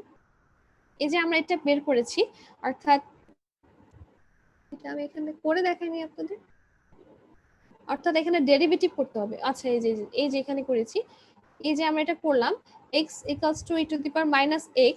এখন আপনাদেরকে আমি বললাম কি আপনারা রুট চুজ করেছেন 0.5, এখন এই 0.5টা নিয়ে আপনারা হচ্ছে কাজ আগাতে চান। এখন আপনাকে ফার্স্টে চেক করতে হবে এই কন্ডিশনটা ফিল আপ হয় কিনা। ঠিক আছে, প্রথমে আপনারা করেছেন x এর একটা ফাংশন বের করেছেন, দেন আপনারা বের করে দেখলেন কোনটার ভিতরে রুটটা আছে, সেখানে আপনারা 0 এবং 1 চেক করেছেন, তারপরে আপনারা একটা রুট চুজও করেছেন 0.5। এতটুকু আসার পরে আপনাদেরকে চেক করতে হবে এই ফর্মুলাটা অর্থাৎ এই কন্ডিশনটা ফিল আপ হয় কিনা। যদি এই কন্ডিশন ফিল আপ হয়ে যায় দেন আপনি আগাতে পারবেন, কিন্তু এই কন্ডিশন যদি ফিল আপ না হয় তাহলে আপনার আগে আর লাভ হবে না, কারণ আপনি রুটটা পাবেন না। ঠিক আছে, তো এই কন্ডিশন ফিল আপ করার জন্য আপনাকে কি করতে হবে, যেটা আপনি পেয়েছেন অর্থাৎ এখানে যে একটা ফাংশন আপনি পেয়েছেন সেই ফাংশনের ডেরিভেটিভ আপনি করবেন। ঠিক আছে, সেই ফাংশনের ডেরিভেটিভ করলে অর্থাৎ e to the power minus x, এটা ডেরিভেটিভ করলে হয় minus e to the power minus x. সেই ডেরিভেটিভের ভিতরে অর্থাৎ এই যে এখন আমি ডেরিভেটিভ বলতে পারি অর্থাৎ 5 prime of x equals to, তার মানে আমি ডেরিভেটিভের যে ফর্মটা পেলাম সেটা। এখন সেই ডেরিভেটিভের ভিতরে আপনি যে রুটটা চুজ করেছেন 0.5 সেটা বসে দেখবেন যে আপনার 1 এর থেকে ছোট আসে কিনা। যদি 1 এর থেকে ছোট হয় দেন হচ্ছে আপনি বলতে পারেন যে এটা আপনার হচ্ছে আপনি এটা পরবর্তীতে আগাতে পারবেন। যদি আপনার 1 এর থেকে ছোট না হয় তখন আপনাকে আবার অন্য কিছু চিন্তা করতে হবে। ঠিক আছে, দেন আপনি এখানে দেখলেন minus e to the power minus 0.5 এবং আপনি এখানে ক্যালকুলেশন করে পেলেন মাইনাস 0.606। ঠিক আছে, এবং আপনি মডুলাস উঠিয়ে দিলেন, উঠিয়ে দিয়ে আপনি পজিটিভ ভ্যালু নিলেন 0.606 এবং দেখা গেল সে 1 এর থেকে ছোট। তার মানে এখন আপনি বুঝতে পারছেন যে আপনাকে এখন এটা কাজ করা পসিবল, ঠিক আছে? তখন আপনি পরবর্তীতে কাজগুলো আগায় যাবেন। পরের কাজগুলো একদমই সোজা, যা একটু প্যাঁচালো যে ভাগটা, সেই ভাগটা হচ্ছে এই পোর্শনটাই। এখানে একটু প্যাঁচানো জিনিসপত্র, যেমন ফার্স্টে আপনাকে এরকম একটা ফরম্যাটে নিয়ে এসে এক্স এর একটা ফাংশন বের করতে হবে।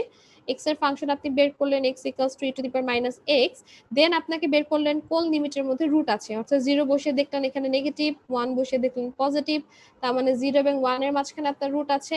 থাকার পরে আপনি একটা রুট চুজ করলেন 0.5 চুজ করার পরে দেন আপনি যে ফাংশনটা বের করলেন সেটাকে ডেরিভেটিভ করবেন। ডেরিভেটিভ করার পরে সেই ডেরিভেটিভের ভিতরে আপনি যে রুটটা চুজ করেছেন সেটা বসিয়ে দিয়ে দেখলেন সে 1 এর থেকে ছোট কিনা। যদি 1 এর থেকে ছোট হয় দেন আপনি প্রসেস কন্টিনিউ করবেন। আমরা তাহলে পরের প্রসেসে টুকতে চলে যাই।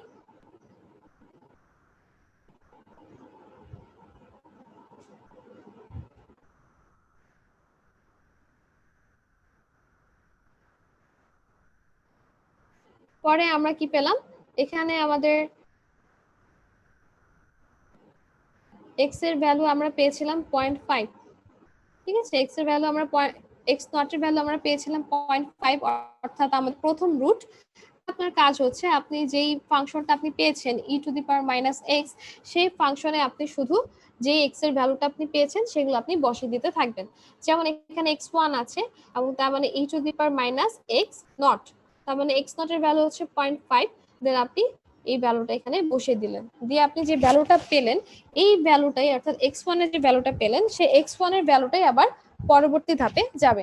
যেমন এখন এখানে কি হবে, x2 equals to e to the power minus x1। তো x1 এর ভ্যালু আপনি আগে ধাপে পেয়ে এসেছেন, এখানে আপনি x1 এর ভ্যালুটা বসিয়ে দিলেন, দিয়ে আপনি এখানে আবার অ্যানসারটা এখানে পেলেন। দেন আবার x3 e to the power minus x2, আবার x2 এর ভ্যালু বসিয়ে দিতে থাকবেন। এমন করে করে আপনি চলে যেতে থাকবেন যতক্ষণ না পর্যন্ত আপনি তো এখন জানেন যে আপনাকে প্রসেস কখন থামিয়ে দিতে হবে, সেই কন্ডিশন মিলা না পর্যন্ত আপনি এভাবে প্রসেস কন্টিনিউ করবেন। যখন প্রসেস অর্থাৎ কন্ডিশন মিলে যাবে তখন আপনি প্রসেস থামিয়ে দিবেন, ঠিক আছে? আপনার এখানে মেইন পার্ট হচ্ছে এই জিনিসটা করা কিন্তু ইজি, জাস্ট আপনি আগের x এর ভ্যালুগুলো জাস্ট ফাংশনে আপনি বসিয়ে দিচ্ছেন, ঠিক আছে? x নট এর ভ্যালু বসিয়ে দিলেন, x1 বের করার জন্য, x2 বের করার জন্য হচ্ছে আপনি x1 এর ভ্যালু বসাচ্ছেন, x3 বের করার জন্য x2 এর ভ্যালু বসাচ্ছেন। একই রকম ভাবে আপনি প্রসেস কন্টিনিউ করছেন। যেমন x17 বের করার জন্য আপনি কত ভ্যালু বসাবেন, তার মানে e to the power x e to the power minus x 16 এর ভ্যালু বসাবেন, ঠিক আছে?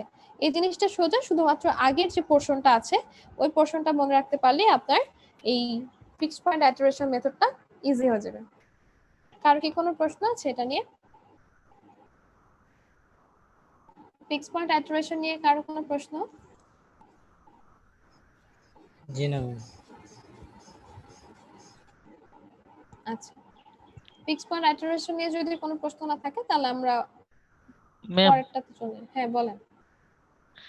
ম্যাম আমরা ফিক্সড ফান আইটারেশন যখন করি তখন আমরা যদি এক্সপোনেনশিয়াল কোনো ভ্যালু থাকে, যেমন ই টু দি পাওয়ার সামথিং বা সাইন কজ ট্যান লগ এরকম জি। যদি থাকে, আমি সেই ক্ষেত্রে যদি 0.5 অথবা 3.2 এই ভ্যালুটা যদি নেই, মানে এক্সপোনেনশিয়াল যদি থাকে, সেই ক্ষেত্রে 3.2 দিয়ে করলে মানে আমাদের স্টেপ গুলো অনেক কম লাগে আমি দেখছি। সেই ক্ষেত্রে কি আমরা 3.2 3.2 ইউজ করতে পারবো আচ্ছা, এক্সপোনেনশিয়াল থাকলে? আর যদি না থাকে তাহলে হয়তো এক্স ইকুয়াল 0 অথবা 1 বসে দেখবো যে আমরা কোথায় রুটটা আছে। কিন্তু আপনার কেন মনে হলো যে 3.2 ইউজ করার জন্য? মানে একটা টিউটোরিয়াল দেখছিলাম তো, সেটা দেখলাম যে যদি এক্সপোনেনশিয়াল কোনো কিছু থাকে সেই ক্ষেত্রে 3.2 ইউজ করছি। আচ্ছা, আপনি করতে পারেন 3.2, কোনো সমস্যা নেই। 3.2 ইউজ করার কারণ হচ্ছে যে রেজাল্টটা আমরা পেয়ে যাবো আর কি তাড়াতাড়ি, করতে পারেন। জি ম্যাম, সেই ক্ষেত্রে একটু সময় কম লাগবে আর কি। হ্যাঁ সমস্যা নেই, করতে পারেন। ঠিক আছে। আচ্ছা, তারপরে হচ্ছে আমাদের যেটা ফিক্সড পয়েন্ট ইটারেশন মেথড আমরা দেখলাম, তারপরে আমরা দেখি হচ্ছে ক্র্যামার রুল, ঠিক আছে? আমরা ক্র্যামার রুলস, আমাদের রুট বের করা সবগুলো আমরা অলরেডি দেখে ফেললাম। বাইসেকশন, কস position, Newton Raphson, second method এবং ফিক্সড পয়েন্ট ইটারেশন মেথড, এই পাঁচটা মেথড আপনাদের হচ্ছে রুট বের করার জন্য, সেটা আমরা দেখে ফেললাম। এখন যেটা দেখবো সেটা হচ্ছে আমাদের ক্র্যামার রুলস। আমরা ক্র্যামার রুলে চলে যাই। ক্র্যামার রুল মানে কি, যখন আমাদের কোনো একটা লিনিয়ার ইকুয়েশন সলভ করতে বলবে তখন আমরা মানে ক্র্যামার রুল দিয়ে আমরা লিনিয়ার ইকুয়েশন সলভ করতে পারি। ঠিক আছে, তাহলে আমাদের এরকম একটা লিনিয়ার ইকুয়েশন দেওয়া থাকবে, দিয়ে বলবে ক্র্যামার রুলের মাধ্যমে এটাকে সলভ করার জন্য। তাহলে আমরা ক্র্যামার রুলের মাধ্যমে সলভ করতে গেলে আমরা দেখেছি যে আমাদের ডিটারমিনেন্ট জানতে হয়, কিভাবে আমাদের 2x2 ম্যাট্রিক্সের ডিটারমিনেন্ট বের করতে হয় আমরা জানি, 3x3 ম্যাট্রিক্সের ডিটারমিনেন্ট বের করতে হয় কিভাবে সেটাও আমরা জানি। ঠিক আছে, তাহলে আমরা অঙ্কে চলে যাই।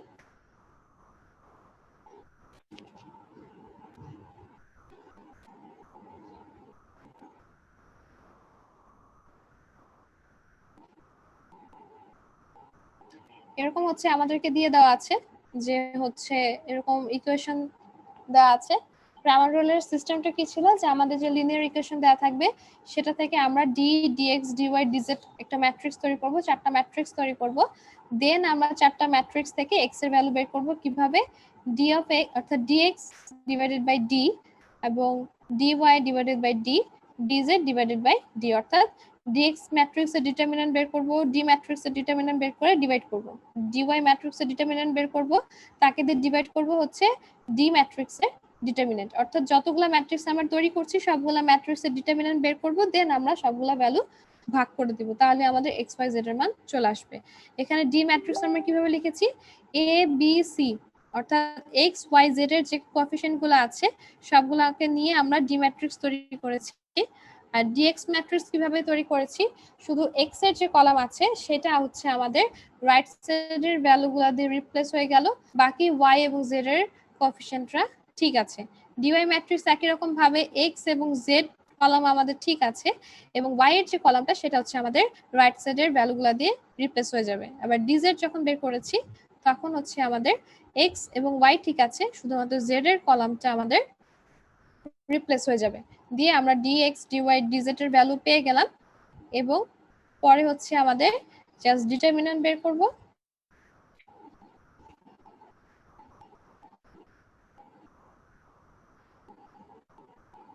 আচ্ছা, আমরা একটা অঙ্কই দেখি, আমরা ওটা ডিটারমিনেন্ট বের করব, দেন হচ্ছে আমাদের রেজাল্ট চলে আসবে। যেমন আমরা একটা এক্সাম্পল দেখেছিলাম যে সেই এক্সাম্পলটা দেখি। যেমন আমাদের এরকম একটা লিনিয়ার ইকুয়েশন দেওয়া আছে, সো আমরা হচ্ছে ডি ম্যাট্রিক্স লিখলাম এক্স ওয়াই জেড এর কোএফিসিয়েন্ট, এবং ডি ম্যাট্রিক্স এর হচ্ছে আমরা ডিটারমিনেন্ট বের করলাম। একই রকম ভাবে তৈরি করব, ডিওয়াই তৈরি করব, ডিজেড তৈরি করব, এবং প্রত্যেকটা ডিটারমিনেন্ট বের করব। ডিটারমিনেন্ট বের করার পরে হচ্ছে আমরা, আচ্ছা একদম লাস্টের পেজটা দেখাই আমি তাহলে।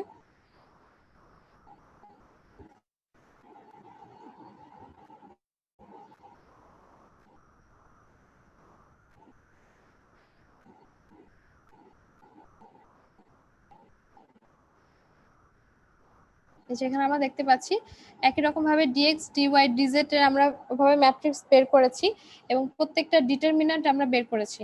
ডিটারমিনেন্ট বের করার পর দেন আমরা এক্স এর ভ্যালু যখন বের করব, ডিএক্স এর ডিটারমিনেন্ট লিখেছি -40, অর্থাৎ ডিটারমিনেন্ট বের করে আমরা পেয়েছি -40, আর ডি এর ডিটারমিনেন্ট পেয়েছি হচ্ছে ডি ম্যাট্রিক্স এর ডিটারমিনেন্ট পেয়েছি আমরা 40, তো দুটো কেটে দিয়ে আমরা পেলাম -1, এক্স এর ভ্যালু -1।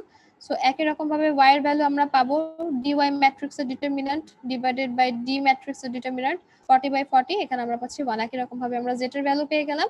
সো আমাদের x y z এর মান হচ্ছে -1 1 এবং -2। সো যেই লিনিয়ার ইকুয়েশনে আসুক না কেন আপনাদের অবশ্যই d dx dy dz আপনার ম্যাট্রিক্সটা তৈরি করে ফেলবেন এবং সবগুলো ম্যাট্রিক্সে একটা ম্যাট্রিক্স তৈরি করবেন, ওই ম্যাট্রিক্সের ডিটারমিনেন্টটা বের করবেন। এখানে কিন্তু অবশ্যই খেয়াল রাখবেন, এখানকার মেইন জিনিসটাই হচ্ছে আসলে ডিটারমিনেন্টটা বের করা। আপনি যদি ডিটারমিনেন্টটা ঠিকমতো বের করে ফেলতে পারেন দেন আপনার অঙ্ক করাটা কোনো ব্যাপারই না। ঠিক আছে, আর কি কোনো প্রশ্ন আছে এই নিয়ে?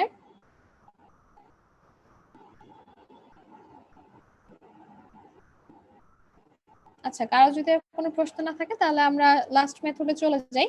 আমাদের বলেছিলাম আমাদের সিলেবাস হচ্ছে 7টা মেথড, তার মধ্যে 5টা মেথড হচ্ছে রুট ফাইন্ডিংস এর এবং ক্র্যামার রুল হচ্ছে আমাদের লিনিয়ার ইকুয়েশন সলভ করা, আর লিনিয়ার ইকুয়েশন সলভ করার জন্য আরেকটা মেথড হচ্ছে আমাদের ম্যাট্রিক্স ইনভার্সন মেথড।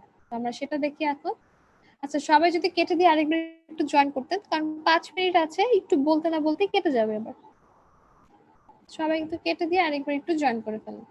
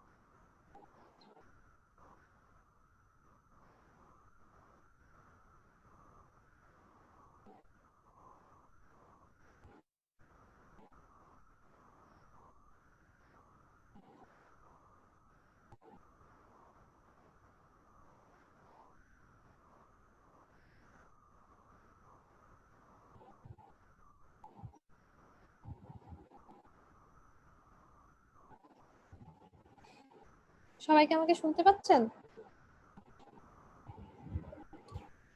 জি ম্যাম, শোনা যাচ্ছে। জি ম্যাম। তাহলে আমরা হচ্ছে লাস্ট মেথডে আমরা দেখি আমাদের লিনিয়ার ইকুয়েশন সলভ করা, সেটা হচ্ছে আমাদের ম্যাট্রিক্স ইনভার্সন মেথড।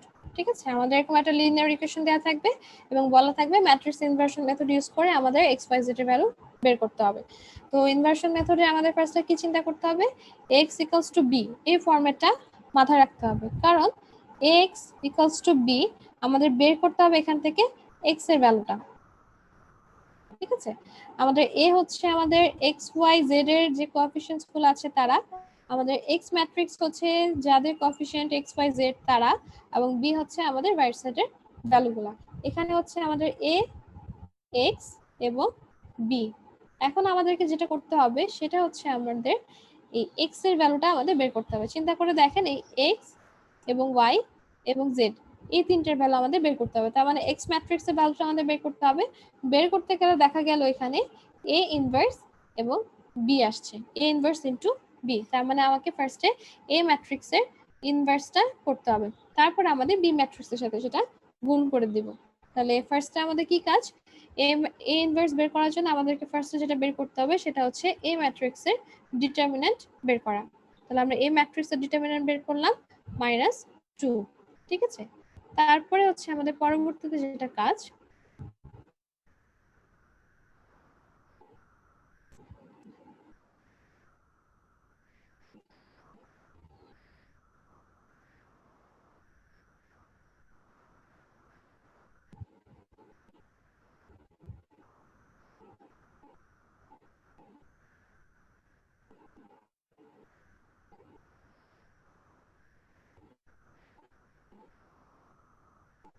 পরে যেটা কাজ সেটা হচ্ছে আমাদের কোফ্যাক্টর ম্যাট্রিক্সটা বের করা। ঠিক আছে, কোফ্যাক্টর ম্যাট্রিক্স আমরা এখানে বের করলাম। কিভাবে বের করেছি আমরা, যে আমাদের ফার্স্টে হচ্ছে আমাদের চিহ্নটা আমাদেরকে দিতে হবে, যেহেতু প্লাস আছে, সো প্লাস আমি আপনাদেরকে বোঝানোর জন্য এখানে প্লাস চিহ্ন বসিয়েছি। পরীক্ষা হলে যে আপনাদেরকে দিতেই হবে এমন কোনো বাধ্যবাধকতা নেই, আপনার যেটা মনে হয় সেটাই করবেন। এখানে প্লাস, তারপরে চিহ্ন হচ্ছে আমাদের মাইনাস, তারপরে হচ্ছে প্লাস। আপনাদের কোফ্যাক্টর ম্যাট্রিক্স বের করার সূত্র মনে আছে নাকি ওটা একবার দেখে দিতে হবে আপনাদেরকে? বলেন তো, আপনাদের কোফ্যাক্টর ম্যাট্রিক্স এর কথা কি মনে আছে?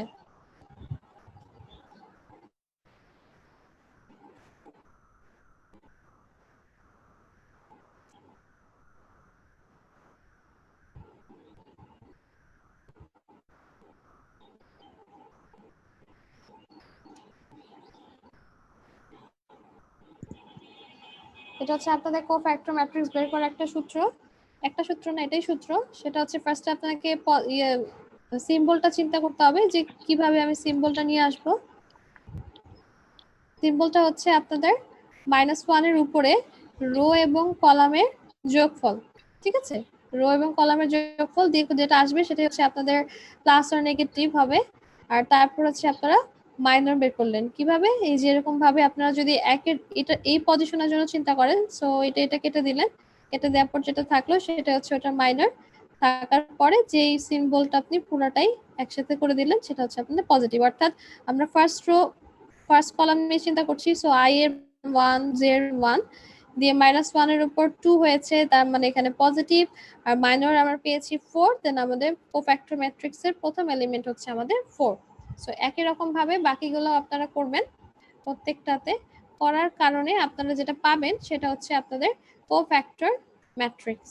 ঠিক আছে, তাহলে কোফ্যাক্টর ম্যাট্রিক্স এইভাবে আপনারা তৈরি করবেন প্রত্যেকটা এলিমেন্টের জন্য, অর্থাৎ প্রথম রো সেকেন্ড কলাম, প্রথম rho third column, second rho first column, second rho third column, এভাবে প্রত্যেকটা করে আপনারা পাবেন। এভাবে আপনারা একটা কোফ্যাক্টর ম্যাট্রিক্স পাবেন।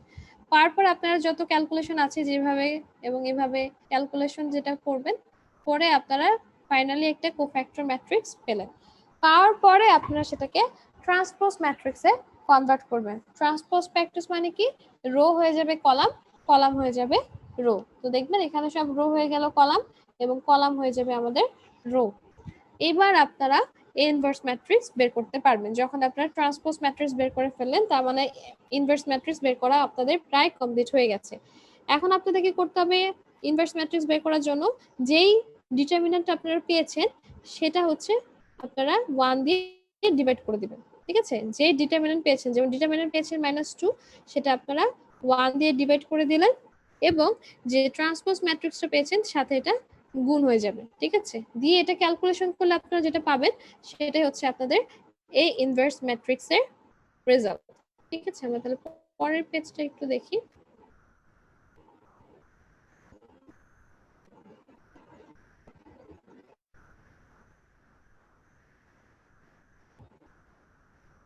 এটা হচ্ছে আমাদের এই ইনভার্স ম্যাট্রিক্স আমরা তৈরি করে ফেলেছি। প্রত্যেকটা এলিমেন্টের সাথে আমরা -2 1/-2 যেটা আমরা ছিল সেটা আমরা গুণ করে দিয়েছি।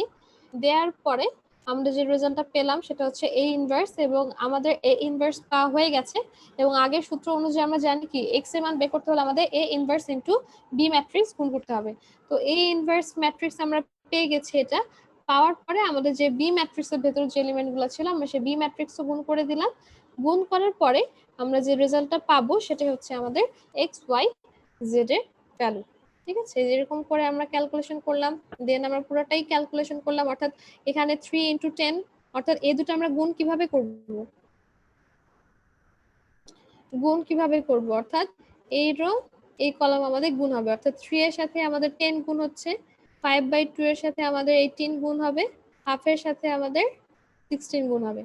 ঠিক আছে, একই রকম ভাবে এই রো এর সাথে এই কলাম গুণ হবে, আবার এই রো এর সাথে এই রো এই কলাম গুণ হবে। করার পরে আমরা যে রেজাল্টটা পাবো সেটাই হচ্ছে আমাদের এক্স ওয়াই জেড এর ভ্যালু।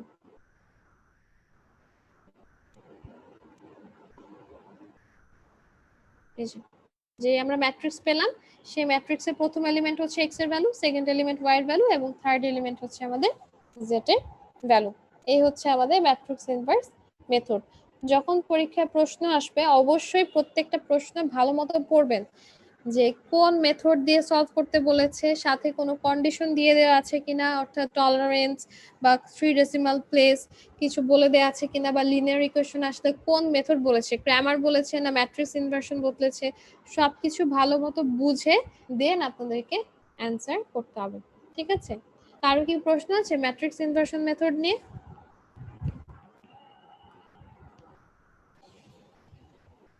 জি না। আচ্ছা, কারো কি আর কোনো কিছু নিয়ে প্রশ্ন আছে? যে 7টা মেথড এতক্ষণ ধরে আপনাদেরকে বললাম, কোনো কিছু নিয়ে বা পরীক্ষা নিয়ে কিছু বা কিছু জানার আছে কিনা? ম্যাম, দুই ক্যাম্পাসের প্রশ্ন কি একই হবে? না না না, আপনাদের প্রশ্ন আমি করব, ওই ক্যাম্পাসের প্রশ্ন ওই কোর্সে স্যার করবেন। ম্যাডাম, প্রশ্নের ধরন কেমন হবে? প্রশ্নের ধরন হচ্ছে আপনাদের যে কয়টা অঙ্ক করে বলা থাকবে, হয়তো একটা এক্সট্রা অপশন হলো থাকতেও থাকতে পারে। যদি 5টা বলে দেওয়া থাকে তাহলে হয়তো 5টার মধ্যে 4টা অঙ্ক আপনাকে অ্যান্সার করতে হবে, অথবা 4টা যদি থাকে 4টা অ্যান্সার করতে পারে। 2টা অপশন থাকতে পারে, মানে 2 অপশনে হতে পারে, হয় যে কটা অঙ্ক আছে সে কটাই অঙ্ক অ্যান্সার করতে হবে, অথবা একটা এক্সট্রা হয়তো বেশি দিলে, আপনারা যেরকম বললেন একটা এক্সট্রা বেশি দিলে আপনাদের সুবিধা হতো, তাহলে একটা এক্সট্রাও থাকতে পারে। পার্শিয়ালি অ্যান্সার করলে পার্শিয়ালি কি নাম্বার দিবেন? হ্যাঁ, পার্শিয়াল অ্যান্সার হলে পার্শিয়াল মার্কিং পাবেন।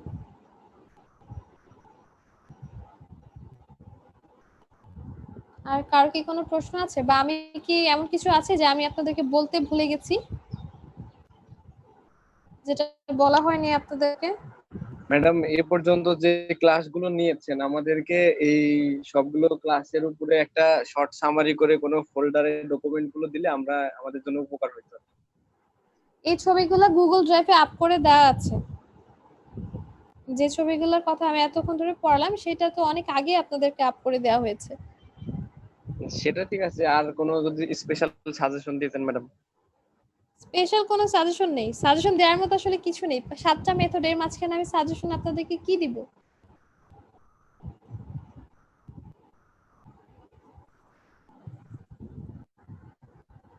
আর কার কি কিছু প্রশ্ন আছে? ম্যাম, সাজেশন ছাড়া বইতে যে সাজেশন, হ্যাঁ বলো। বইতে যে এক্সাম্পল গুলো আছে ওগুলা করলেই হবে?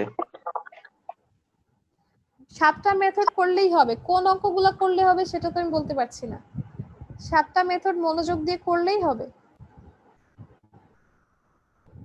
মনোযোগ দিয়ে বুঝে অঙ্কগুলো করবেন, দেখবেন অঙ্কগুলো হয়ে যাবে। কিন্তু যদি শুধু এক্সাম্পল দেখে দেখে মুখস্থ করার মতো অঙ্ক করেন তাহলে কিন্তু পরীক্ষা হলে সমস্যা হবে।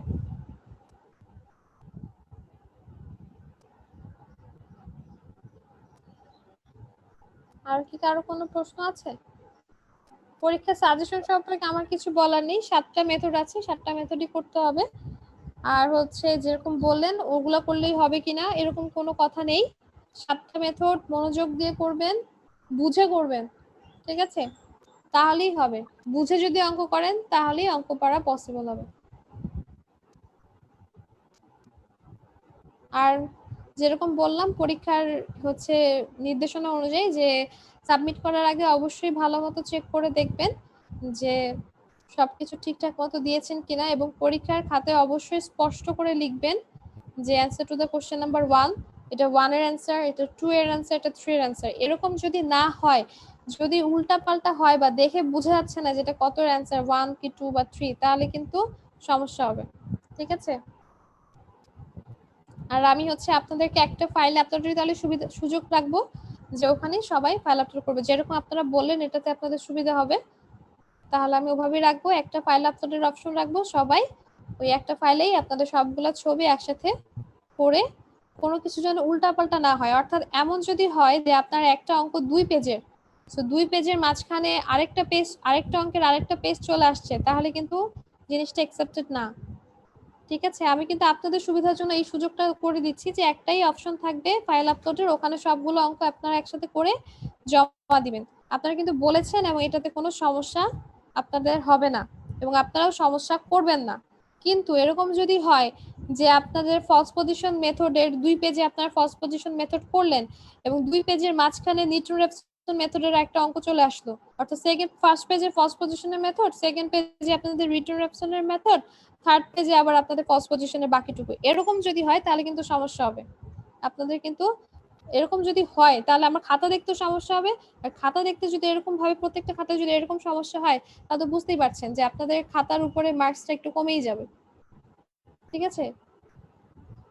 সো আপনারা কিন্তু ব্যাপারটা এনশিওর করেছেন যে একটা ফোল্ডারে দিবেন এবং সুন্দর মতো কোনটার পরে কোনটা সেই সিরিয়াল নাম্বারটা যেন ঠিক থাকে। আমার কথা কি বুঝতে পেরেছেন? জি ম্যাম।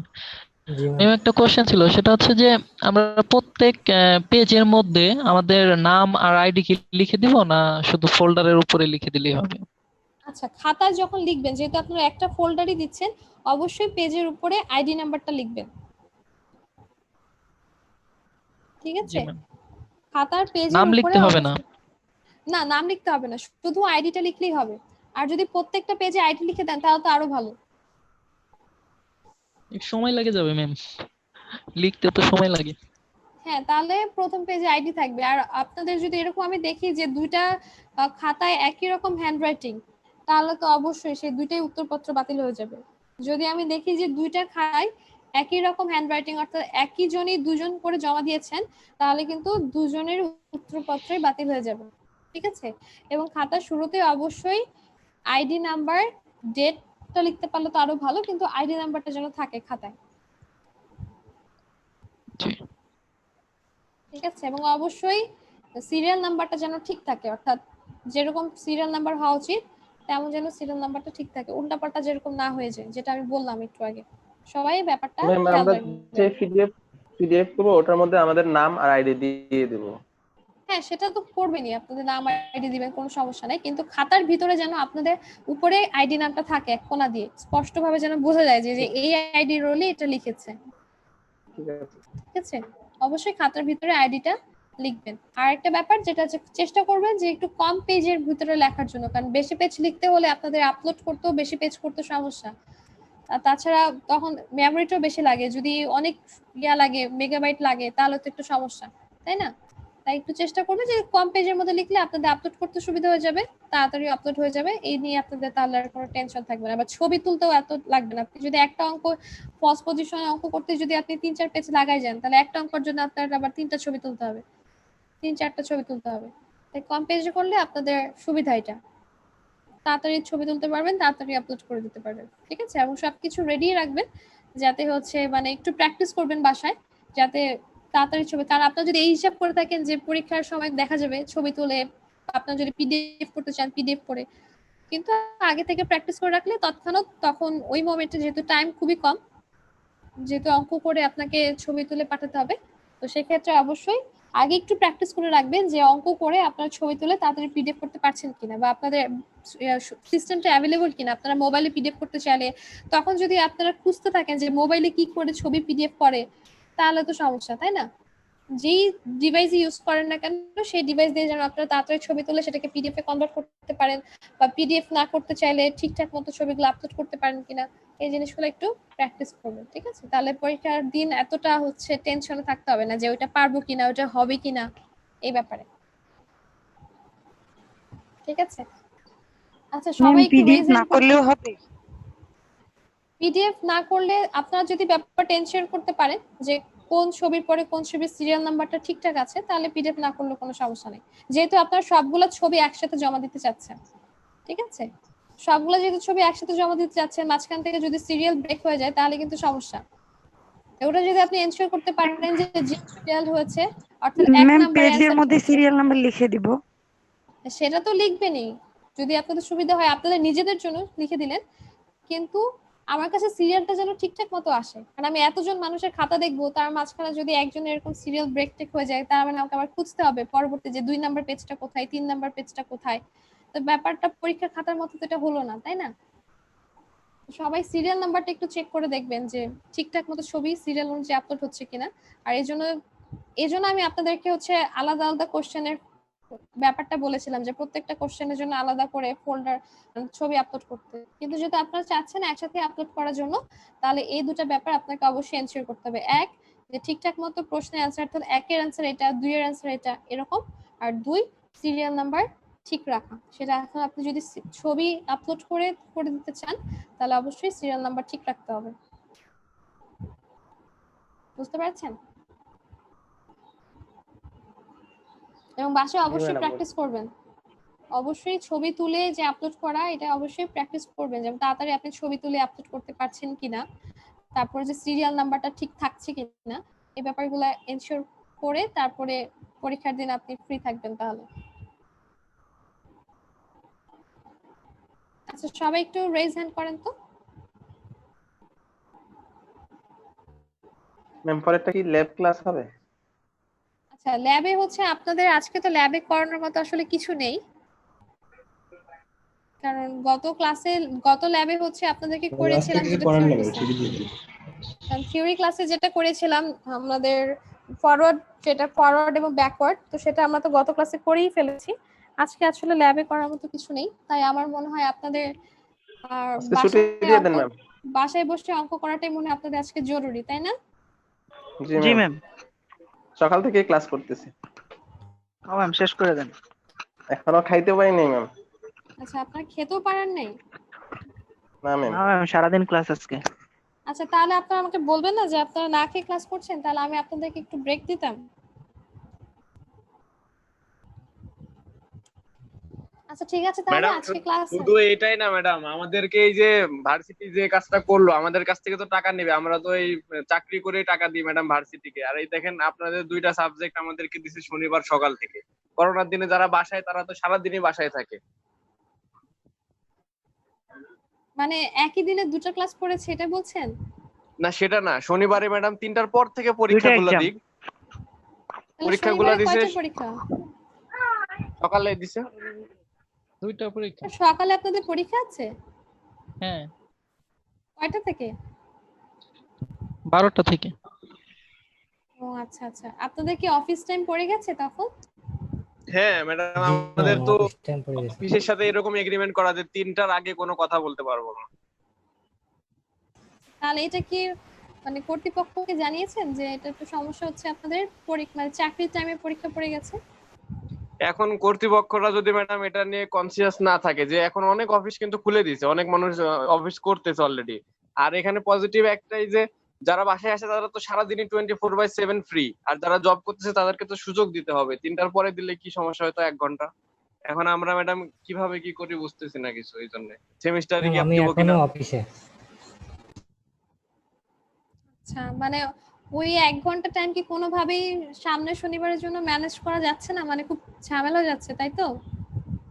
জি ম্যাডাম, এরকম একটা ঘটনা মানে ঘটে গেছে। এখন কি করব বুঝতেছি না, না পারলে তো তখন, কারণ ম্যাডাম জব করে আমাদেরকে পেমেন্ট করতে হবে ভার্সিটিতে। ওইটা বাঁচায় এটা করতে হবে, তাছাড়া তো আমাদের উপায় নাই। বুঝতে পারছি। আপনাদের কতজনের এরকম সমস্যা হচ্ছে, মানে এই ব্যাচের শনিবারের 12টা ক্লাস পরীক্ষা নিয়ে অনেকজনের সমস্যা হচ্ছে, তাই না? জি ম্যাডাম। জি ম্যাম। অনেকেরই অফিস আছে শনিবারে। আচ্ছা, তাহলে আপনারা একটু তাহলে মেইনলি প্রবলেম হচ্ছে শনিবারে পরপর দুটা এক্সাম পড়ে গেছে, এটাও আর একটা সমস্যা। মানে দুটো এক্সাম ম্যাডাম পড়ে যাওয়া থেকে তিনটার পরে দিলে কোনো কথাই হতো না, এটা নিয়ে কোনো টেনশনই ছিল না, কারণ আমাদের অফিসে তো এগ্রিমেন্ট এরকমই করা। আচ্ছা আচ্ছা, এমনি তো কি শনিবার 12টার সময় আপনাদের ক্লাস আছে? ক্লাস হতো কি? শনিবারে না, ম্যাম আগে হইতো 11টা না থেকে ম্যাম, ক্লাস যখন হচ্ছে, মানে ভার্সিটিতে অনেকে ক্লাস অফিসে করতাম বসে বসে তখন ক্লাস আমরা করতে। 2টা হ্যাঁ, থেকে করতাম ম্যাম। ও আচ্ছা আচ্ছা। এখন যদি আপনাদের খুব সমস্যা হয়ে থাকে তাহলে সমস্যাটার কথা আপনারা জানাতে পারেন যে আমাদের এরকম অফিসের টাইম পড়ে গেছে, যদি 3টার পরে কোনোভাবে পিছানো যাওয়া পসিবল কিনা আপনারা সুন্দরভাবে বলে দেখতে পারেন, যে রিকোয়েস্ট আপনাদের, বা আপনাদের সমস্যা আছে এই কথাটা বলে দিতে পারেন যে এই কারণে আমাদের সমস্যা হচ্ছে, আমরা আসলে পারা যাচ্ছে না, তো কোনোভাবে কি পরীক্ষার টাইমটা একটু চেঞ্জ করা যায় কিনা, শনিবারে 3টার পরে কোনোভাবে চেঞ্জ করা যায় কিনা, একটু আপনারা কাইন্ডলি রিকোয়েস্ট করে, একদম হামলি আপনারা রিকোয়েস্ট করে দেখতে পারেন যে এটা পসিবল হয় কিনা কোনোভাবে। কারণ আমরা টিচাররা যারা আছি বা যারা কর্তৃপক্ষে আছে সবাই কিন্তু আপনাদের সুবিধার কথাই চিন্তা করা যায়, কিন্তু এমন অনেক সময় আছে যে আসলে চিন্তা করতে গেলেও পারা যাচ্ছে না, মানে আমরাও এখান থেকে আসলে পসিবল হচ্ছে না আমাদের পক্ষে করার। তো আপনারা একটু বলে দেখতে পারেন যে কোনোভাবে এটা করা পসিবল কিনা, যদি যায় তাহলে তো গেল, আর যদি না যায় তাহলে তো আসলে বুঝে নিবে যে আসলে এখানেও কিছু করার নাই, কারণ আপনারা যে টাইমে পরীক্ষা দেন এটা নিয়ে তো আমাদের সমস্যার কথা না, কিন্তু একবারই না পারলে হচ্ছে আমাদেরকে ওরকম একটা জায়গায় ফেলতে হচ্ছে। তবে আমার রিকোয়েস্ট যে আপনারা একটু কথা বলে দেখতে পারেন যে সুন্দরভাবে, যে আমাদের এরকম সমস্যা হচ্ছে, কোনোভাবে কি এটা আসলে চেঞ্জ করা পসিবল যায় কিনা। আপনারা যদি হুট করে এরকম করে বলেন আমরা পারবো না পরীক্ষা দিতে, আমাদের অফিস আছে, তো ব্যাপারটা তো আসলে স্টুডেন্ট সুলভ আচরণ হলো না, তাই না? তো আপনাদের যদি সমস্যা থাকে অবশ্যই সমস্যা হলে তো জানাবেন কর্তৃপক্ষকে, তবে আমার মনে হয় একবার রিকোয়েস্ট করে দেখতে পারেন যে কোনোভাবে ব্যাপারটা চেঞ্জ করা পসিবল কিনা, বা অন্য কোনো দিনে দেওয়া পসিবল কিনা, যেহেতু আপনাদের চাকরি আছে প্লাস এটা মিড টার্ম এক্সাম। ঠিক আছে, সবাই কি আগে বুঝতে মিড পেরেছেন? ম্যাডাম তো ম্যাম যে বিকাল বেলা দিত ম্যাম, 3টার দিকে দিত, বা একটা গ্যাপ মানে একদিনে 2টা এক্সাম দিত না, এবার একদিনে 2টা এক্সামও দিয়ে দিচ্ছে ম্যাম। আসলে সবকিছুই এমন একটা সিচুয়েশনের মধ্যে পড়ে গেছে, সিচুয়েশনটাও খারাপ, এই কারণে হয়তো তাদের কাছেও কিছু করার ছিল না, এই কারণে একদিন হয়তো 2টা এক্সাম ফেলতে হচ্ছে, পড়ে গেছে এই কারণে। তবে আমার মনে হয় আমার পরীক্ষা নিয়ে এত টেনশন করার কিছু নেই, কারণ জাস্ট অঙ্কগুলা মেথডগুলা ফার্স্টে ঠিক মতো চিন্তা করবেন, সেই মেথড অনুযায়ী খালি অঙ্কগুলা প্র্যাকটিস করতে থাকবেন। ঠিক আছে, চাইলে একটা অঙ্কই বারবার প্র্যাকটিস করে দেখবেন যাতে আপনাদের মেথডটা মনে থাকে। ঠিক আছে, মেথডটা যদি মনে থাকে দেন আপনারা প্র্যাকটিস করলেই আপনারা দেখবেন যে কোনো ধরনের অঙ্ক আসুক না কেন আপনারা পেরে যাবেন। ঠিক আছে, খুব বেশি দরকার নেই, আজকে যেমন আপনি 2-3টা, আপনাদের 7টাই মেথড, সো আজকে আপনাদের আমি ছেড়ে দিচ্ছি আগে আগে, তো যতটুকু টাইম পর্যন্ত আপনারা ল্যাবে থাকতেন, ল্যাব করতেন 6টা 7টা পর্যন্ত ল্যাব করতেন, সেই টাইমটুকু আজকে আপনারা শুধু নিউমেরিক্যাল অঙ্কগুলোই করেন, দেখেন 3-4টা মেথড কিন্তু এখানে কভার হয়ে যাবে। আর বাকি 3-4টা থাকছে, 3-4টা আপনি আবার আরেকদিন ধরলেন, ধরে আবার 3-4টা কমপ্লিট করে ফেললেন, দেন আপনার দেখবেন সিলেবাস কমপ্লিট হয়ে গেছে। ঠিক আছে, আর কি আর কোনো কিছু নিয়ে কিছু বলার আছে? ম্যাম না আপনি ম্যাম। কোশ্চেন দিবেন ম্যাম কতক্ষণ আমার আগে? এখানে একটু আগে নেট চলে গেছিল, একটু অ্যাটেন্ডেন্সটা দিয়ে দিন। আচ্ছা ঠিক আছে, কোনো সমস্যা নেই। আচ্ছা, ম্যাম আরেকজন জানি আপনি কি প্রশ্ন বললেন? আচ্ছা, কোশ্চেন প্রশ্ন দিবেন হচ্ছে কখন? পরীক্ষা শুরুর হচ্ছে 5 বা 10 মিনিট আগে আমি আপনাদের সবাইকে জুমে আসতে বলবো। ঠিক আছে, 5 অথবা 10 মিনিট আগে। তো তখন আমি জুমের চ্যাট বক্সে আপনাদের পরীক্ষার লিঙ্কটা দিয়ে দিব, তো সেই অনুযায়ী 1 ঘন্টা ধরে আপনাদের পরীক্ষা হবে।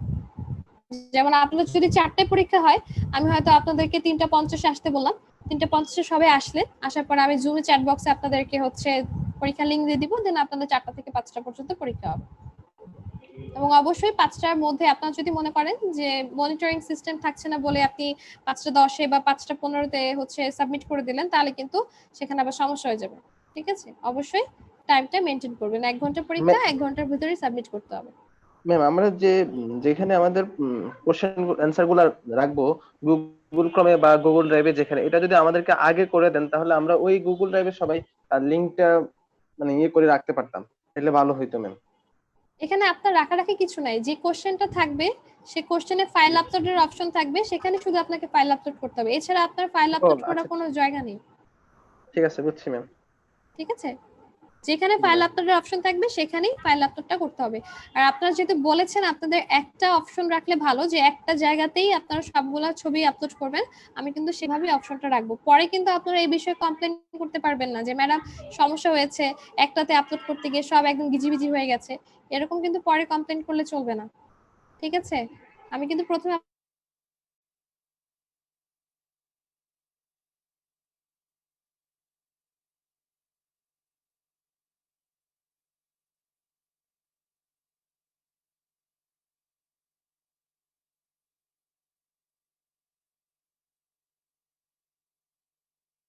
ঠিক আছে।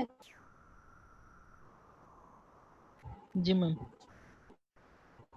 আচ্ছা, তাহলে যদি আর কারো কোনো কিছু বলার না থাকে তাহলে আমি আজকে ক্লাসটা এখানে শেষ করব। অবশ্যই যতটুকু পর্যন্ত আজকে আপনারা